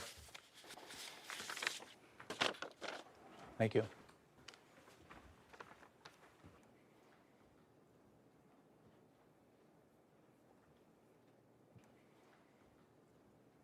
Okay. I see it. Thank you. And on approximately what month and year did you loan Jim this gun? Well... Well is not an answer, so let's think carefully, because we know we're coming to probably a month approximately before he died, which was I don't know September. when that was.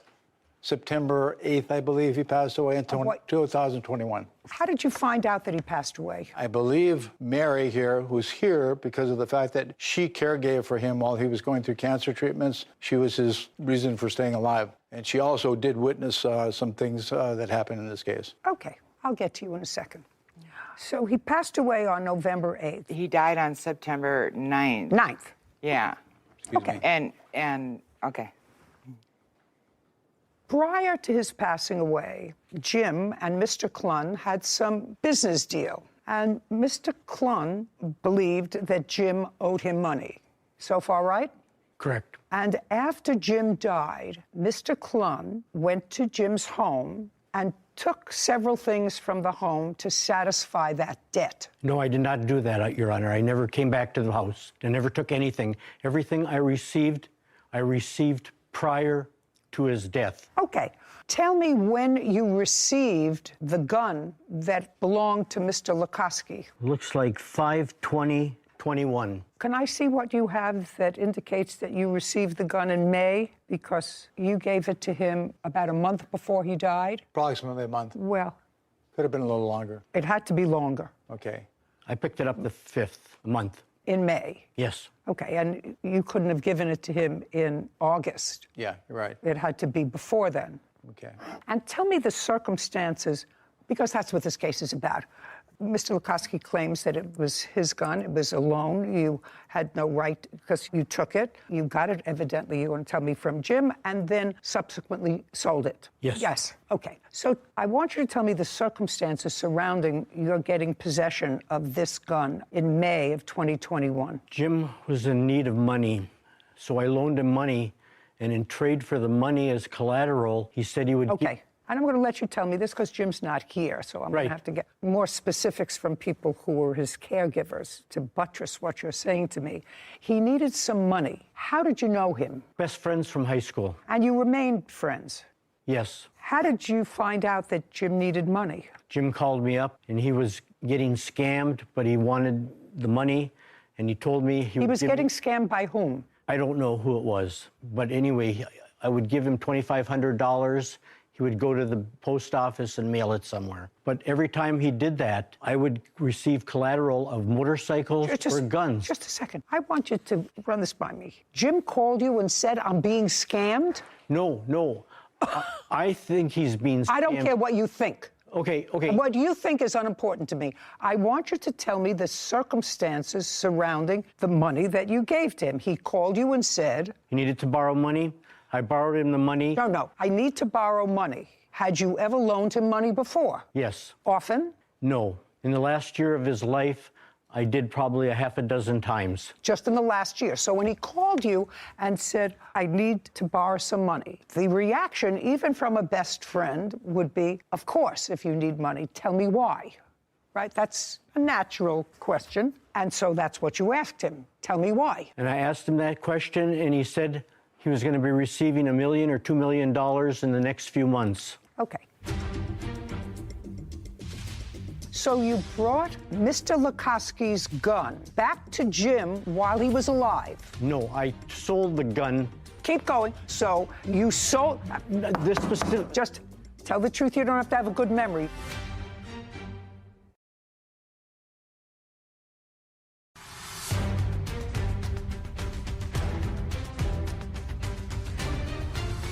Alan Lukoski claims business owner Gene Clun owes for a semi-automatic rifle. So did you ask him how? I asked him how, and he said he had it all planned with this guy he was sending the money to. That's all he told you about it? Or did he go into specifics? He did. It had to sound interesting to you, Mr. Clun, because if my best friend called me and said, I need to borrow some money, and I said, tell me why. And she said, because I'm going to come into $1 million shortly, but I need to borrow money to get it to this guy before I get the $1 million. I would say, explain that to me. And I did. And he said... And he said... He said that he would be receiving money in the next month or 2 months. Mr. Clun, then you would say, how does that, and can I get in on it? You know, if I'm sending you $2,500, which is what you said you gave him, I would say, oh, gee, $2,500, that's a reasonable investment, and I'm going to get a return on my money of $1 million shortly. I would say, is there any piece of that for me? I didn't question him. He just wanted the money, and he said in return for the money, he would give me the motorcycles and guns as collateral. Okay. May I please see the written agreement that you had? Verbal. So other than you and Jim, nobody knew about this agreement? Not that I'm aware of. Now, when was the first time you gave him money? Looks like May. May? Of 2021. Okay. And when was the last time you gave him money? 7/6/21. Between May of 2021 and the beginning of July, how many times did you give him money? 4 times. And you have that documented with bank records, et cetera? Right here, Your Honor. Okay, great. And tell me how much in total you gave him. $7,500. Kevin, would you bring me the documents that Mr. Klun is looking at, please? So in total, you gave him $7,500. And in return, according to you, you took possession of how many motorcycles? 3 motorcycles. And they belonged to Jim? And he signed over the titles and everything to me. Well, they were collateral. Right.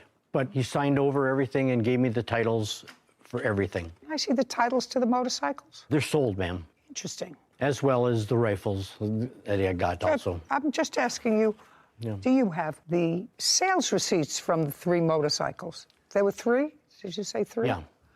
Do you have the sales receipts from the 3 motorcycles that you say you sold? No, but I was paid $5,000 in cash for the 3. How am I supposed to know that, sir? Okay, You sold well, 3 anyway, motorcycles. Okay.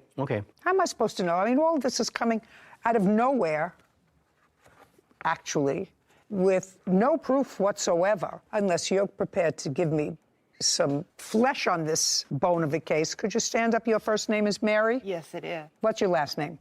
Wellman. Were you Jim's caregiver? Yes, I lived in the upstairs of his house. Were you a tenant? We were friends since the late 90s when I first moved to the area. So regular caregiver of his, or were you just as needed? He developed cancer in the late 90s, and I stayed, then I lived with him in the first 2 years because of the 50-50 survival rate and the constant trips to the Mayo Clinic from where we lived were an entire day trip.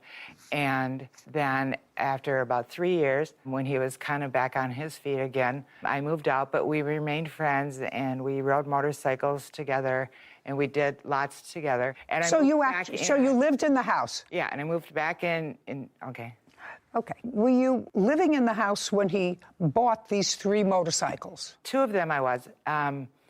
A dual sport that he had changed or upgraded to ride a little bit more rough terrain, possibly into Canada. Okay, just to... Okay. Yeah. That much flesh on the bones I don't need. Okay, I'm sorry. Did he buy them new or used? He had bought them used. In approximately what year? Well, would have been during the cancer, and so it approximately 2000 to 2003. Do you know anything else about his dealings with Mr. Klun? I do know the motorcycles were in the garage when Jim died. No, they weren't. Don't. Okay. Don't speak. How do you know that? Well, I had on and off go out there for things, but then Jim's nephew had come and removed one of the bikes right after Jim had passed away. So the nephew came and removed one? Mm-hmm. But this was after he passed? Yes. What's the nephew's first name? Anthony. Do you know Anthony, Mr. Klun? Yes, I do. Okay. Did you get the motorcycle from Anthony? Nope, I got the motorcycles from Jim, the motorcycles that were left after Jim passed away. Okay. Now you can sit down. Okay. All right, Mr. Klun. Do you have any statements, text messages, or anything else indicating that Jim indicated to you that he could give you as collateral this rifle, other than the fact that he had it in his possession? I got more than 1 rifle. I have checks that were written out to Jim, and that's what we did. But that doesn't answer my question, Mr. Klun. I don't care how many rifles you had. He only had 1. That he gave to Jim because it was lighter and easier to shoot. And as his illness progressed, if I'm getting this right, it was hard for him to pick up his own rifle. Now, he may have had more, probably did have more, because you took more than 1, right? Correct. Okay. How many rifles did you take? I took 3 rifles, 5 pistols. I had to bring 3 of the rifles back. Where? To Jim to get replacements. The guns that were from Mr. Lukoski. Only 1? 3 of them. No, he said he only gave him 1. Oh, no, but there was 3 of them. So you brought Mr. Lukoski's gun back to Jim while he was alive? No, I sold the gun. Keep going. You sold... This specific... Just tell the truth. You don't have to have a good memory. If, heaven forbid, something happened to me and my dentist thought that I owed him $25,000, he couldn't come into my house and say, gee, this Ming vase is just going to cover my dental bill. You can't do that. And that's what you did.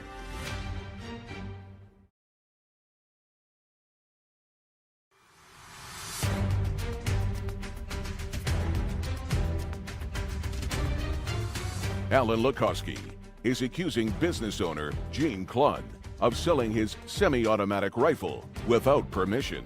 Keep going. So you sold it. You didn't take it back to him to get a replacement. No, to Jim. You misunderstood. The gun that Mr. Lukoski had, I kept that one. The one that belongs to Mr. Lukoski, you sold it. Correct, because... So, just a second. Sold it to whom? The gun dealer in Virginia, Minnesota. Great. And for that, you have a receipt. Yes. I'd like to see it. I left it at home. Oh. Your Honor, Mr. Clunn. Oh, Mr. he Clunn, has it right there. let Mr. Clunn, he doesn't have to prove anything to me. I believe that you resorted to self-help to claim a debt. If it's true, and you did, in fact, give him money, I actually don't believe that a guy like you would give him all this money without trying to find out what the scam was, or at least tell him, Jim, it sounds to me like you're being scammed. Somebody in Transylvania sent you an email that said a long-distant relative of yours died and left you $1 million. I need $2,500 in order to clear the paperwork to send you $1 million. And I will keep a little piece for myself for finding you. You know how many of those everybody gets? I don't know why people still believe that, but you evidently believed that story 4 times. And not once did you say your friend who was dying of cancer, Jim, this is ridiculous. What you're doing is just throwing good money after bad.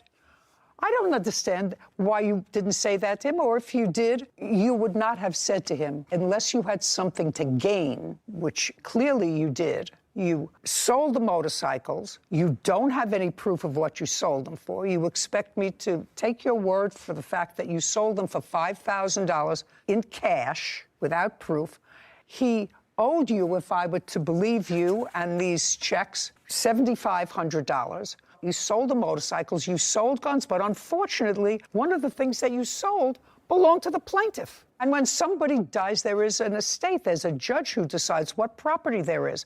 You know, if heaven forbid, something happened to me and my dentist thought that I owed him $25,000, he couldn't come into my house and say, gee, I like this Ming vase. This Ming vase is just going to cover my dental bill. You can't do that. And that's what you did. You sold property. You may have had a claim against his estate if he, in fact, owed you money, and if the estate went to probate. I don't know. Did he own a house? Yes. Yes. Did he have children? No, he left the house to me. Okay. So he had an estate. Clearly, there's money in the estate because he left a house that has some value to someone else. So you cannot, Mr. Clunn, resort to self-help. And Mr. Lukoski is going to show me the value of the gun that his... Yes. May I expound just a bit on this gun? I don't care about the manufacturer. I don't care about the gun. I don't care if it's a crown in my mouth. What's the value of the gun? The value of the gun at the time that this man took just give me an answer. It was $3,000. It's gained in value. Okay, well, who cares if it's gained in value, sir? I'd like you to show me where the gun is valued at $3,000. Did you look it up? I did. I have it. It's listed from the same photo. I found the website listed for $2,500. Okay. My law clerk found an ad online. Now you're going to show me what you want to show me, that the value is $3,000. Let me see it, please. May I say something else about this gun? Not until I look at this. I don't know what this is. Immediate checkout credit card. What is this? Look at the very top, please. I see what this is. I want to see what you paid for. This is something that's on sale, starting bid. It's just a typical price of what they sell for on Gunbroker. Okay. $2,500? Yes. Okay. Judgment for the plaintiff in the amount of $2,500. We're finished. Thank you. This court is adjourned. I'm pleased at the outcome because the information needed to be exposed that there was something terribly wrong. Somebody waits for 10 months and finds out his gun is missing. Too many different people, and no one had the same answer from him at any time. Something's wrong. I don't think he had a choice. It was the only way he was going to win his case because everything's based on mistruths. I could not get my mind around the defendant. To have a friend since high school that you're best friends with, you remained good friends with. If one of my best friends came to me and told me, hi, I just need to borrow $2,500, I'm going to be a millionaire 2 months from now, I'd say, are you crazy? There's so many of these scams going around. I know I've seen your phone sometimes gets tripped up with the scammers and in the middle of the night ringing off the hook. It's unfortunate that people fall for these scams and really send their hard-earned money, sometimes that they don't have, to these scam artists, and they're never going to see it again. And I think that people have to be really vigilant. I know there's been warnings and things like that I've seen more publicized recently about scams and just how detailed and intricate they can seem, but it's really just... I get them all the time, as you said. Yeah. I have to go like this and then delete them. Delete. Anton, please answer immediately. Your $3,000 refund is sitting here waiting for you.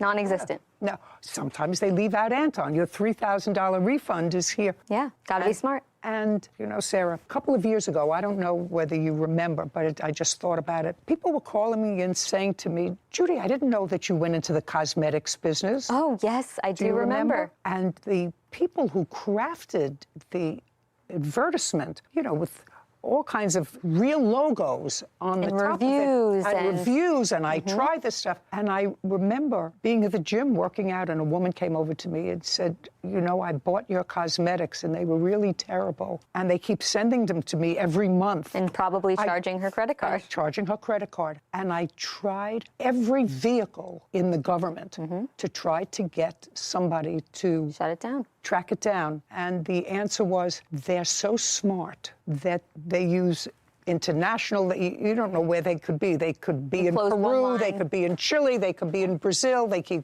be in Canada. And I know that there are many other celebrities who were caught with the same scam net. But this guy said, my friend Jim was probably getting scammed. Then why would you provide him the money to get scammed? Absolutely right. Didn't believe. Jasmine Jones is suing her ex-boyfriend, Joshua Caldwell, for the costs of a French bulldog. Court come to order. All rise. Have a seat, please. Hello, Judge. Case 2120, Jones versus Caldwell. Thank you. You're welcome. Ms. Jones, you and the defendant were in a romantic relationship that started about a year ago, more than a year ago. And then you decided to do one of the most foolish things that people do when they sort of fall in love, sometimes temporarily. You decided to buy a dog together. According to you, the relationship went south, and now we have this adorable dog that you want back. You say the dog is really yours. You were the one who was its primary caretaker. You paid for a vet bill. Mr. Caldwell said that's not the case. The dog was always supposed to be his. He purchased it, and it's your argument that if Mr. Caldwell is allowed to keep the dog, that you be reimbursed for the vet bills that you paid. Yes, ma'am. Okay. Did you and Mr. Caldwell live together? Yes. From when to when? From February 1st of this year to September 3rd. And in what month did you decide to get, the dog's name is Scrappy? Yes. Scrappy. We got Scrappy on January 18th. So before you moved in together? Yes. Where were you living? I was going back and forth from my mom's house to Joshua's. I already had a key in January. I was staying there. Okay, but you were living with your mother. Yes. In January. Yes. And who was the breeder of this dog? Did you buy the dog from the breeder or from? From the breeder, Andrew. Now, Andrew was sitting over there on the defendant's side, so I assume that Andrew was a friend of your boyfriend's. Yes. Stand up, Andrew. I have a couple of questions for you. Okay. That's Scrappy. Yes. Scrappy is about 8 months old? He just hit a year about 2-3 weeks ago. Oh, so still a puppy. Yes. Looks very healthy. When Scrappy was purchased, was the amount paid for him the same as was paid for the other dogs in Scrappy's litter? No. How many puppies were in the litter? 5. Did you charge Mr. Caldwell or Miss Jones for Scrappy? Mr. Caldwell, How much did you charge him? $3,000, Your Honor. Who paid you? Joshua. Mr. Caldwell, did he pay by check or cash? Cash and Zelle payments. Did you ever see Miss Jones in the purchasing process? Yes, I seen her. Tell me about it. At the time when they came to pick up the dog, she was his girlfriend, but there was no connection with me. And Was that the dog. first time you had met her? I've seen her around because we would work at the gym together. We're both personal trainers, so I would see her around the gym sometimes. Had you discussed with your friend Joshua Yes. while you were working with him in your personal training at the gym? Had you discussed with him getting a dog? Yes. When? I can't recall the exact date, but I know that he had seen that I had bought my dog and that I was getting into the business. So he contacted me early in, say, 2020, stating that, hey, I want to eventually, when you have a litter, get one of your dogs from you. Do you remember what month that was in? I'd say, well, Scrap was born October 2021. So around then, maybe a couple months before, when I let him know that the female was pregnant. So maybe around July, August. Okay, of 2021. Yes, Your Honor. Okay, so that was well before the two of you lived together. Yes. Did you ever hear from Miss Jones? Did she ever call you before you saw her when they both came to pick up Scrappy? No, Your Honor. Okay, you can sit down now. Cute. Miss Jones, who paid for Scrappy? Me and Joshua. Show me. I have here Zelle and Venmo payments to Joshua. The first one is in February, and then he didn't start asking me for large amounts. Hold on one second. Hold on. These don't look like anything like payments for the dog. What are those payments? $100, $500, $350 in June. What were those for? They were all payments towards Scrappy. He started asking me for $200, $350 at You mean that after time. you already had the dog? Yeah. Because you got the dog. Yeah, but he didn't pay for him straight up. And his friend told us that we could pay for him at will. He didn't give him money the first day that we picked him up. Okay, I'll go back to you. How much money did Mr. Caldwell pay on the day he picked up the dog? $0. When was the first time he made a payment? Now you could stand up again. He made a payment shortly after, within the first month, of about $300. So in January, he made first payment. Of $300. And in January, there is no Zelle payment from you at all. When was the next payment? Do you recall? I believe in March he paid another $200. Well, do you have records of what you paid, sir? Yes. I'd like to see them. I just want to see what you paid and when you paid it. By the way, while he's looking for that, when you lived with Mr. Caldwell, did you both contribute to the rent? My contribution to the rent was paying for the groceries, so I have all my receipts. So the answer is you did not pay rent. That was our deal. But the answer is you did not pay rent. No, ma'am. Did you pay any utilities? Only when he asked me for extra money to pay his phone bill or to pay for the Wi-Fi sometimes. And when you paid for these extra things, Wi-Fi or his phone bill, did you pay by cash or did you pay by... The extra charges in there that I didn't highlight. The ones that are $20, $30, those are for gas. The $70 one is for his card. Well, I just want to know how you know the payment in July for $200, what it was for. I was only giving him money at that time. For Scrappy, he started asking me for large amounts of money for him. So that's when I gave him those. He didn't ask me for anything towards bills for that apartment. Is Scrappy totally paid for? No. How much is owed? $2,300. So the only amount that was paid so far was $700. Yes, Your Honor. This is what happens, because relationships come and go. You know, 50% of the marriages in this country fail. So why would you think a relationship is going to last as long as a French bulldog?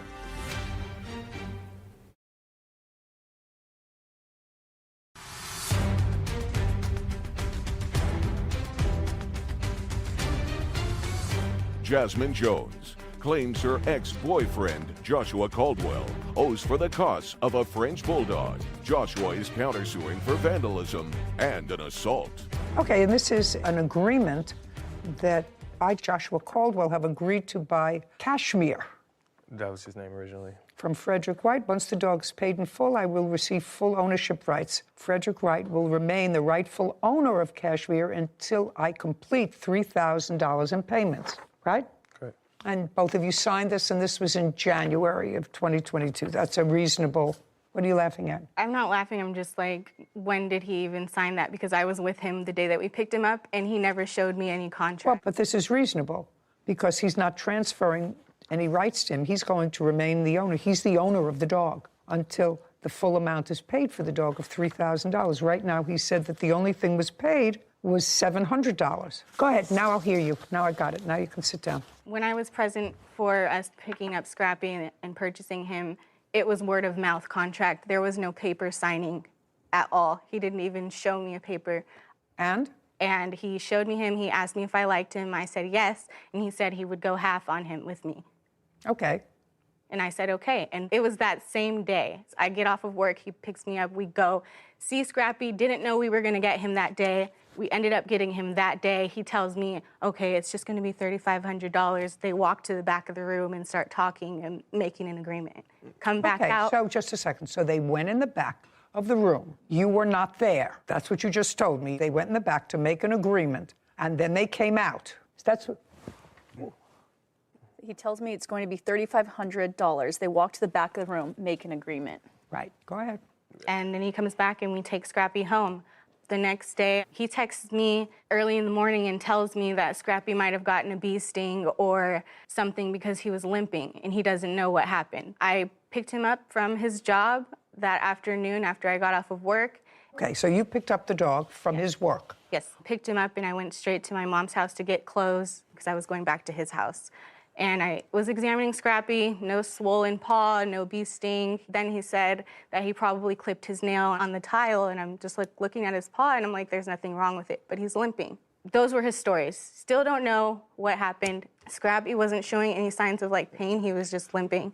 So I was like, we need to take him to the vet, like he needs to get checked out. So you took him to the vet? Okay, yes. And? The vet ended up telling us that he had a fracture. You can't tell me what the vet told you. I'll look at the records from the vet. Okay, sorry. I have the vet bills and the reports right here.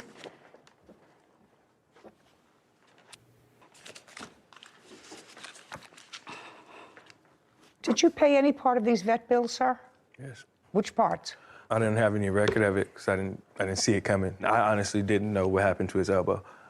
Andrew was there as well. We were both kind of like, we don't know. So I found out after going to the vet that Frenchies have a ligament in their elbow, and this happens often. No one is suggesting that anyone abused the dog. Okay. Oh, That's not the suggestion. My question was a simple one. Did you pay any of these vet bills? They're about $1,600. Yes. I just don't How much have did you pay? record of it. What? 'Cause He's lying. I didn't ask you to interrupt. You have to understand, Miss Jones, you can't have this dog. First of all, this dog doesn't belong to either one of you. This dog belongs to him until the dog is paid for. So far, all he's gotten for the dog is $700. $500 of that he paid for. But right now, I can't award ownership of the dog, but there's a contract that until this dog is paid for, the dog belongs to Mr. Wright. First name? Frederick. Frederick. You understand? Yes, ma'am. Simple. So you have a friend who has Frenchies, then I suggest that you go with your original plan, which is to buy a dog yourself. Not Now, the same. you have no proof that you paid any of these vet bills.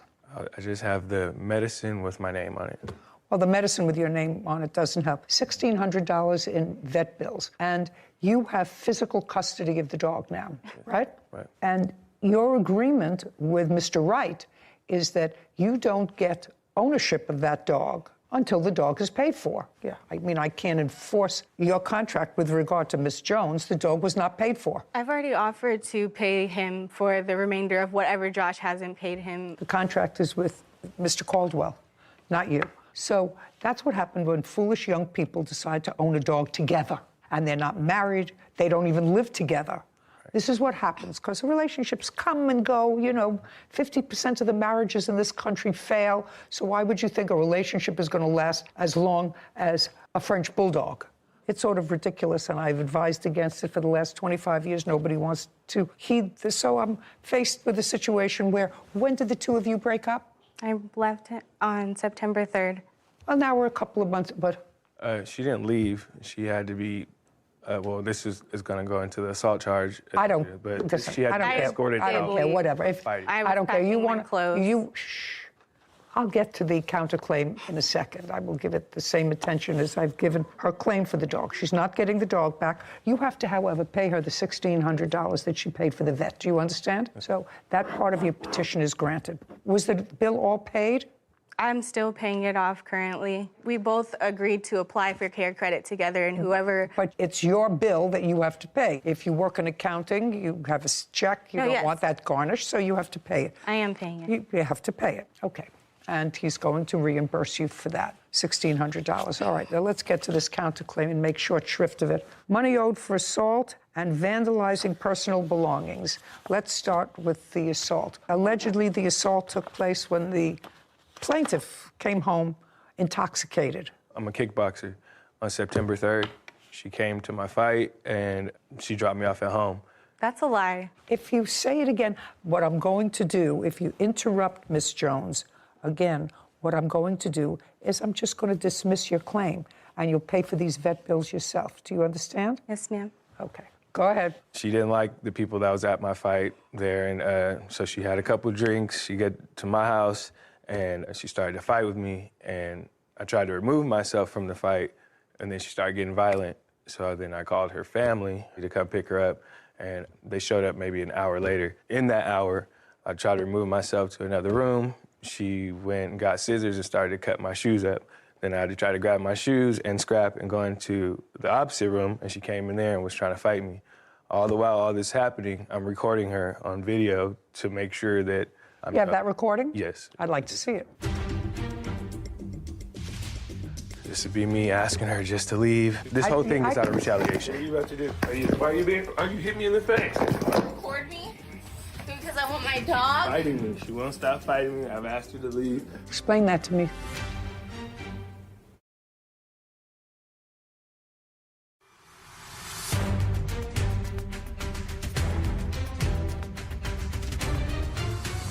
Jasmine Jones is accusing her ex-boyfriend, Joshua Caldwell, of owing vet bills for a French bulldog. Joshua is countersuing, claiming Jasmine assaulted him. Okay. You have that recording? Yes. I'd like to see it. This would be me asking her just to leave. This whole thing is out of retaliation. Why are you hitting me in the face? Record me? Because I want my dog? Fighting me. She won't stop fighting me. I've asked her to leave. Your stuff is in bags. You're such a... Josh. Okay. There you go again. There you go again. On camera hitting me. On camera hitting me. On camera. You see her hitting me? There you go. Explain that to me.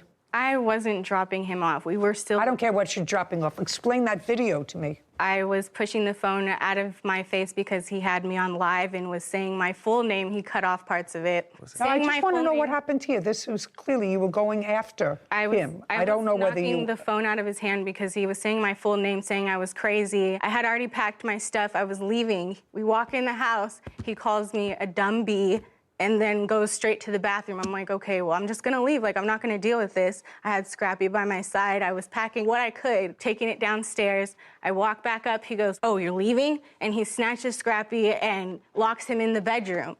And then when he goes to open the door is when I barge in. I'm just like, give me my dog so I can leave.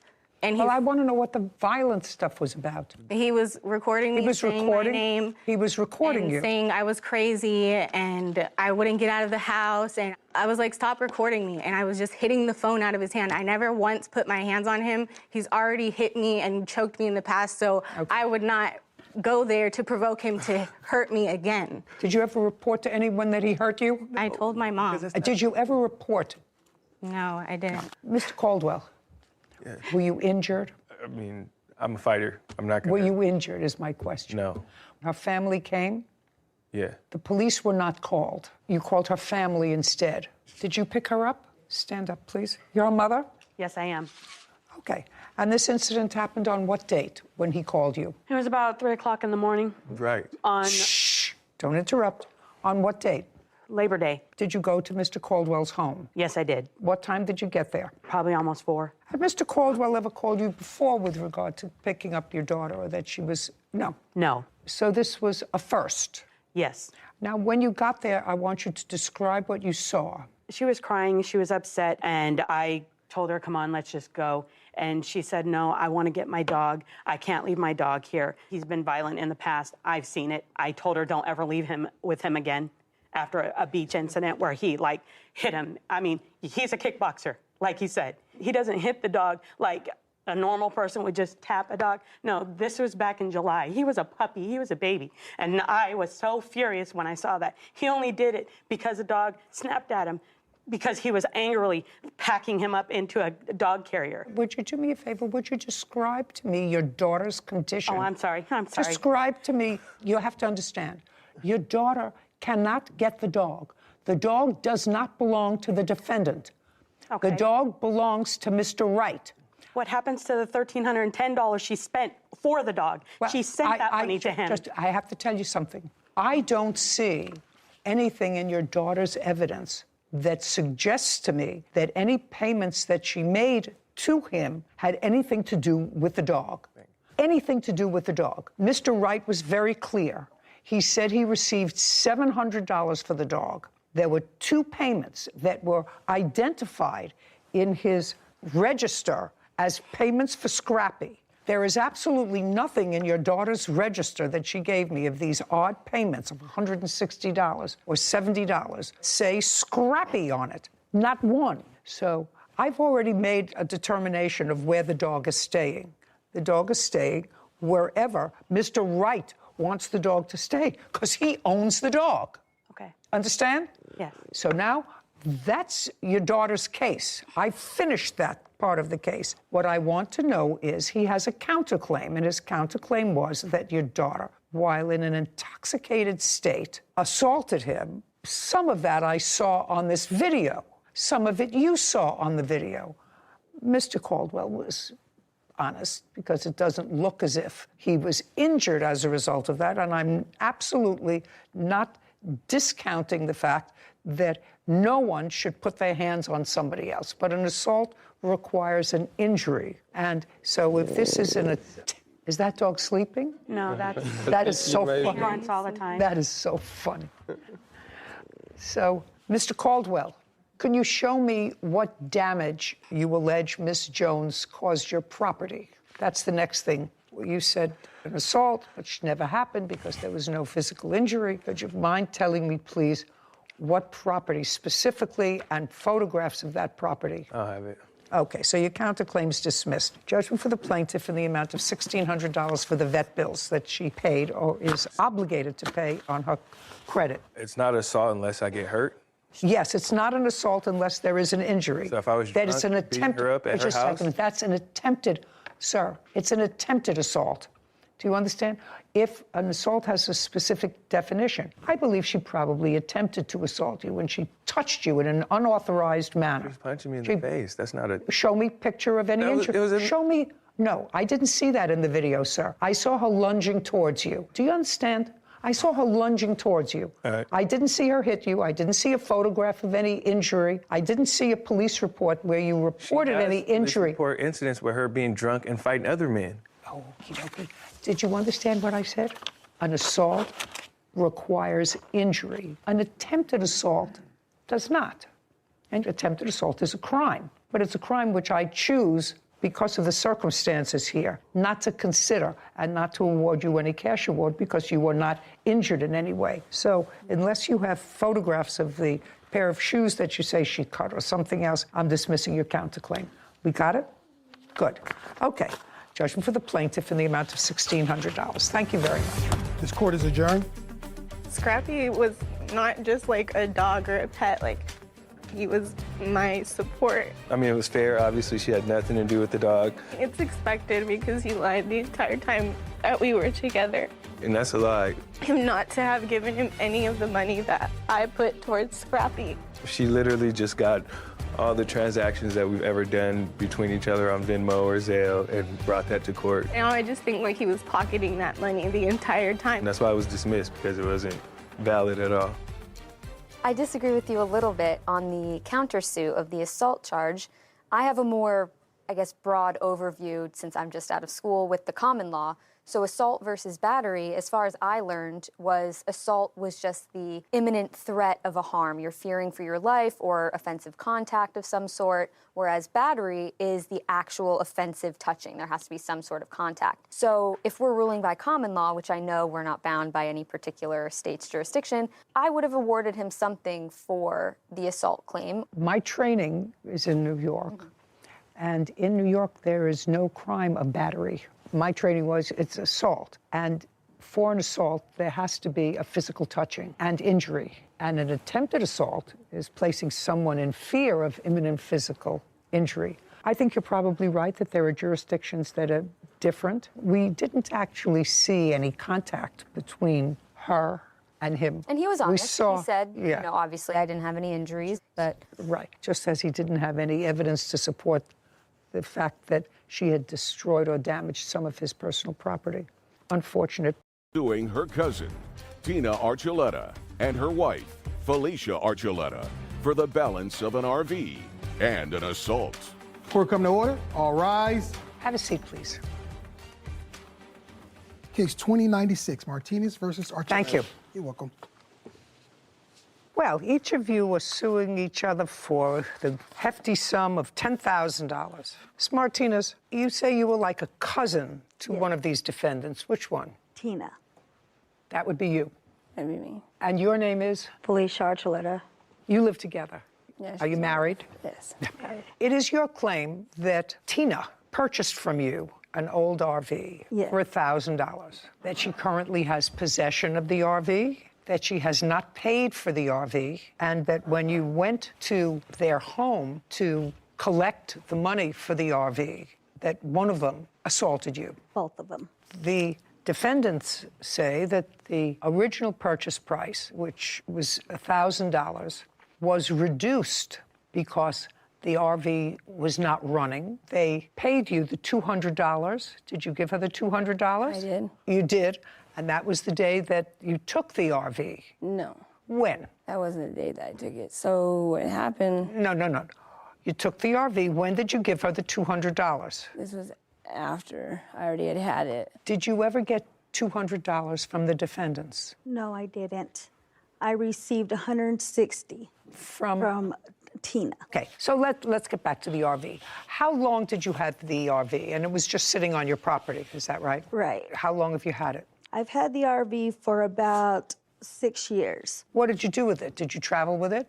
I lived in it for about 2 months, and then I parked it. And so it was running? Yes. But at the time you wanted to get rid of it, it wasn't running? No. Did you know what was wrong with it? Yes, the fuel pump was going bad in it, so we had to replace that. But it didn't start. They had to have it towed. Right. Tina towed it.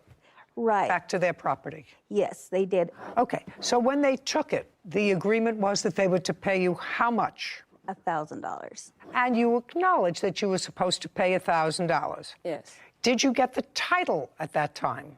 Not at that time. You did not? No.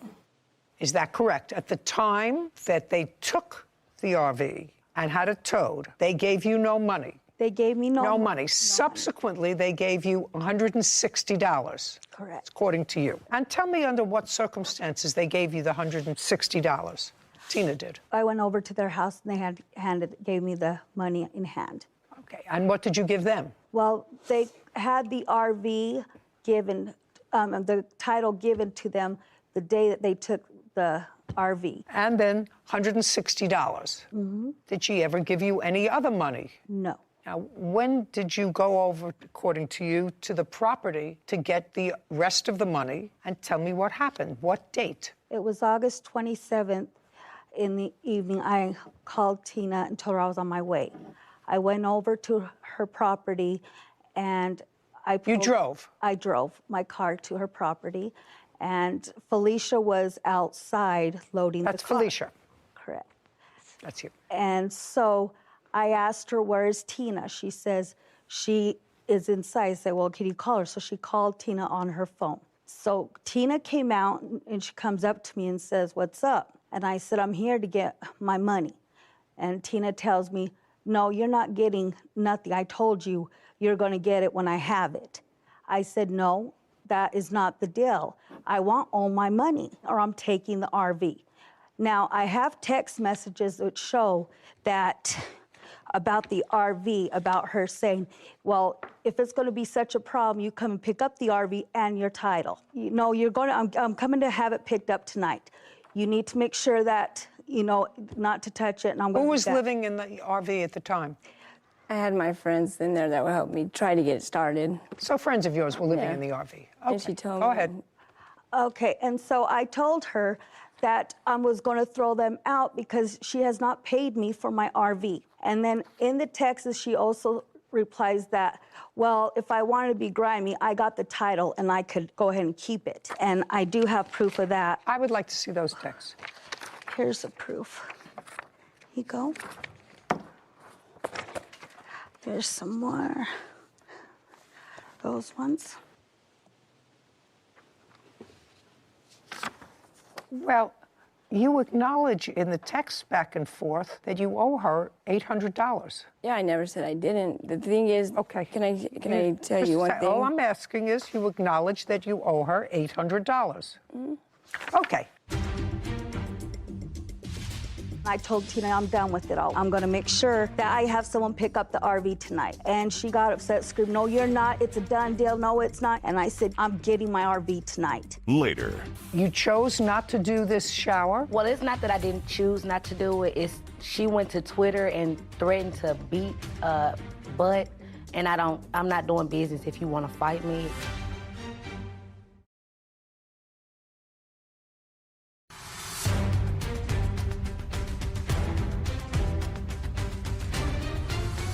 Erica Martinez claims her cousin, Tina Archuleta, and her wife, Felicia Archuleta, owe for the balance of an RV. Tina and Felicia are countersuing for slander and an assault. Okay, so I have $800 balance for the RV. Now, you want to tell me about this alleged assault, which, according to you, is worth another $9,000? Well, yes. Well, as I was speaking with Tina about it after that, me and her were going back and forth. And we were yelling at each other, and then her wife got involved, and I told her, you need to stay out of it. And then I told Tina, I'm done with it all. You know, I'm going back. I'm going to make sure that I have someone pick up the RV tonight. And she got upset, screamed, no, you're not. It's a done deal. No, it's not. You're not doing this. And I said, yes, I am. I'm getting my RV tonight. And then I turned around, went into my car. Felicia says, you ain't getting spit on me from the passenger side. And Tina runs up and punched me in my face, and my glasses flew this way. And that's when I told her, that's it, she's in trouble now. And so that's Do you have a police report on that? I do. On photographs? Do you have any medical record? I do got the medical records. They're right here.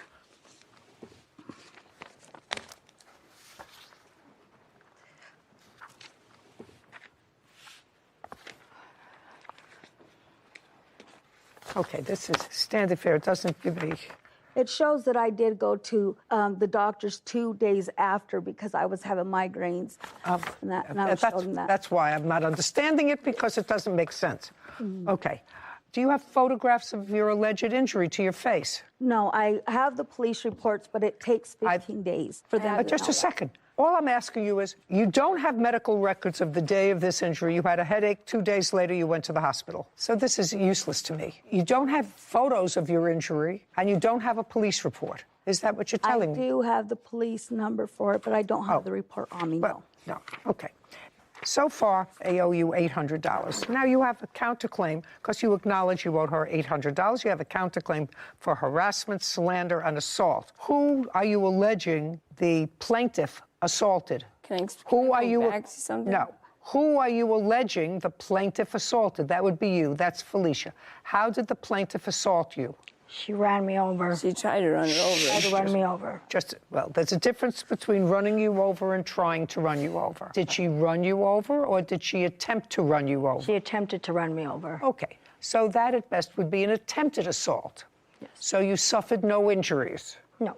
Okay. Do you have any police report? I do, Your Honor. Indicating that you told the police on that date that she attempted to run you over? This is the one where it says where she tried to run my wife over. Okay, I'd like to see it, please. This is the original. No, I don't. That's all I want.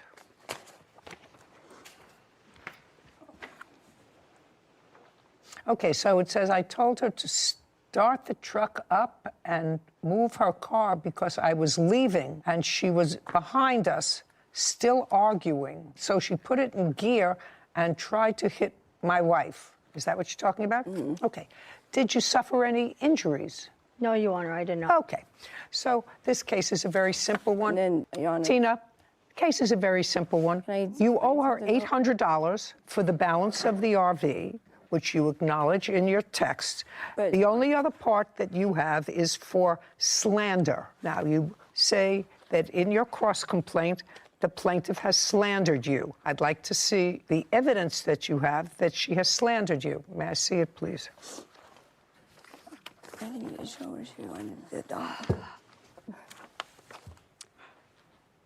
This isn't slander. I mean, she calls you nasty names, but sticks and stones, and she says they wouldn't pay me for my stuff, my RV, and so forth. That's not slander. Can I say one thing that I need to get out there? Because originally, the first thing before even doing any of this, she wanted a puppy. And that's where all this title and everything came in. I read that. She wanted a puppy. I read that, and then she changed her mind. Yeah, and that's where we got the title. I don't care. You owe her $800. You acknowledge in your text messages. Try to keep the peace. Listen to me. I don't care. You acknowledge that you owed her $800, the balance of the $1,000 for the RV. She came to try to get it. There was an argument, and it got nasty. You owe her, Tina, the $800 that you agreed to pay her, the balance of the RV. Judgment for the plaintiff. Counterclaims dismissed. We're done. This court is adjourned. Yeah, I don't like it. I'm very happy with it. She wanted a dog. That's why she gave me the title. She had asked me if I wanted a puppy, but she said that she'd make a deal with me and only charge me $1,200, which she changed her words, and it was $1,500, so I did not get the puppy. I tried to keep the peace and say, oh, okay, I'll pay you after she changed her mind. She's a good liar. She's just a liar. I don't care. She needs money more than I do. I honestly think it's ridiculous. We should never have to come to this. The Shane family. It's all good. No more family, for sure. This case was another great example of why it's so important, especially with family and friends, if you're going to sell something of value, to have it in writing. People assume with strangers, oh, of course I should have a writing when I'm selling something. But when it's to a friend or a family member, that gift and loan line are very close together, and a writing proves to this court very easily which one of the two it is. So I think that that's a great takeaway from cases like these. It is. It's a great takeaway. I've always said that when you apply for a marriage license, usually you just have to show your citizenship, date of birth, but I actually think that a marriage license should include all the property that you claim is separate property. Yeah. Wouldn't that be easy? It would do away with probably 30% or 40% of the divorce proceedings that become acrimonious because you sort of lay it out. So I think that really writing is always important because at the time, you're usually happy with each other. At the time that you're contesting that sale, you're not so happy. So if you have a writing or if you have a license, it makes everybody's job and your stress level reduced. And I'm all about reducing my stress level. Of course. Case 2150, Thomas Williams versus Gilmore. All parties, please step forward. Diamond Thomas and Rumby Williams are suing Rumby's former friend, Shamia Gilmore, for a deposit and the costs of a brunch. Diamond, this is your boyfriend. Yes. And you were planning a baby shower? It was actually a sipping seed for her. What is that? So it's like family and friends weren't allowed to really come to the hospital, so we decided to have a little event after the baby turned 6 weeks.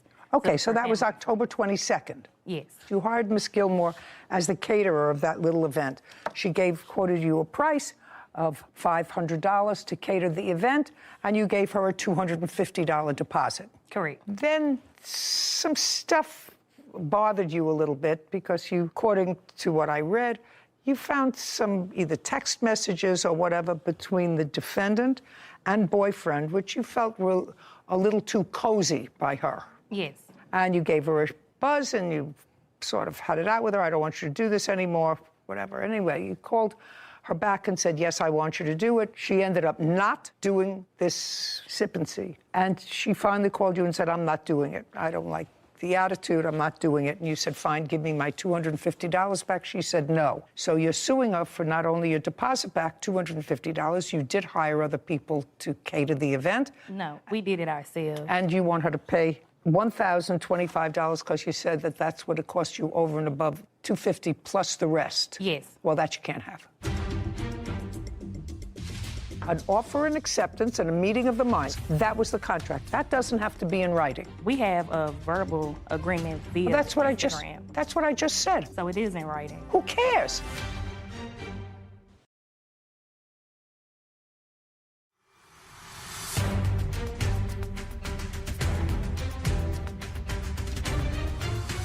Diamond Thomas and Rumby Williams claim Rumby's former friend, Shamia Gilmore, owe for a deposit and the costs of a brunch. Okay, you're going to tell me you chose not to do this shower? You chose not to do it. Well, it's not that I didn't choose not to do it. It's she went to Twitter and threatened to beat butt, and I'm not doing business if you want to fight me. It's okay. It doesn't make sense. To be in the Okay, same- well, I don't blame you. If she went to Twitter and said something nasty about you, then I wouldn't do her baby shower, sip and whatever they call it. I wouldn't do it either. Then you have to give her back her $250. And I bought items for the brunch already. I offered the mimosa bar back and I offered $125 back. She wants the whole thing. If I already spent money out my pocket, there's no way you think I'm going to give you a whole $250. That doesn't make sense. Well, just a second. Okay, let me see what she wrote about you on Twitter. And also, Judge. So what you're saying is you actually made a purchase. Yes, ma'am. Okay, you have proof of that purchase that you made? I have the mimosa bar. I don't have it with me, but I didn't print anything off. I don't still even have know the what that mimosa is. bar. What is a mimosa bar? So it's where you put the mimosa glasses on it's a grass wall, but it has where you hang the cups up at on the wall with the mimosa glass, like the champagne flutes that you put on the wall. And then it has. Have you used that before? No, I bought one before, but I still have it brand new. Just a second. Have you used it before? You're a caterer. Yes, ma'am. How many times? Quite a few. How many?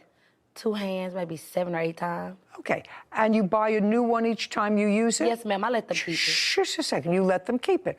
Well, now you can keep this one and use it next time. Okay. And I would like to say something about the $950 that she owes us. We gave her a deposit of $250, and she is claiming that we had made anything threatening towards her. No, just a second. And she canceled on us. And so I feel that we didn't have enough ample time to be able to find another caterer to do our event. Well, that's too bad. Can I ask why? Absolutely, because you're entitled to your money back, but your contract was for her to do a party, which she ended up not doing. Can we see the contract? Because I don't. No, you haven't. We don't have the contract. Yeah, and yes, you do. You had an agreement. She was going to do an event for you on October 22nd. You agreed for her to do the event for you on October 22nd. And you gave her a $250 deposit. That's a contract. It's an oral contract. You had an offer. You had an acceptance. That's a contract. An offer and acceptance and a meeting of the minds. She was going to do the event for $500. You paid her $250. That was the contract. That doesn't have to be in writing. We have a verbal agreement via That's what Instagram. That's what I just said. So it is in writing. Who cares? Well, it was the point that how are we supposed to be compensated for everything that we had to do after she canceled? Well, you have to grow up. You have a baby. Yes. Right? Yes. Is this your only baby? Yes. Great, you have a baby. You have to grow up. I grew up so much, the old me would have beat out one of you. What is that? I'm not sure.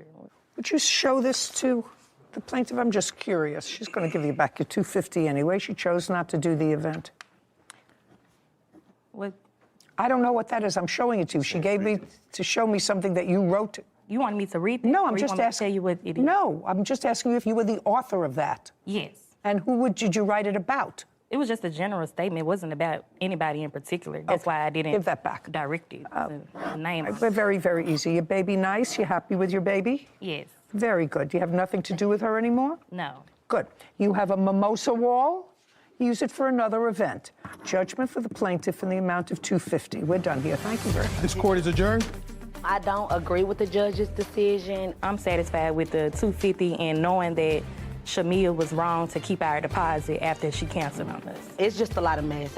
I won't do business with them ever again. It is what it is. If she felt some type of way, that's on her. I'm gonna keep on doing what I'm doing. We just won't ever do business with her again because she is very unprofessional, just like the tweet said.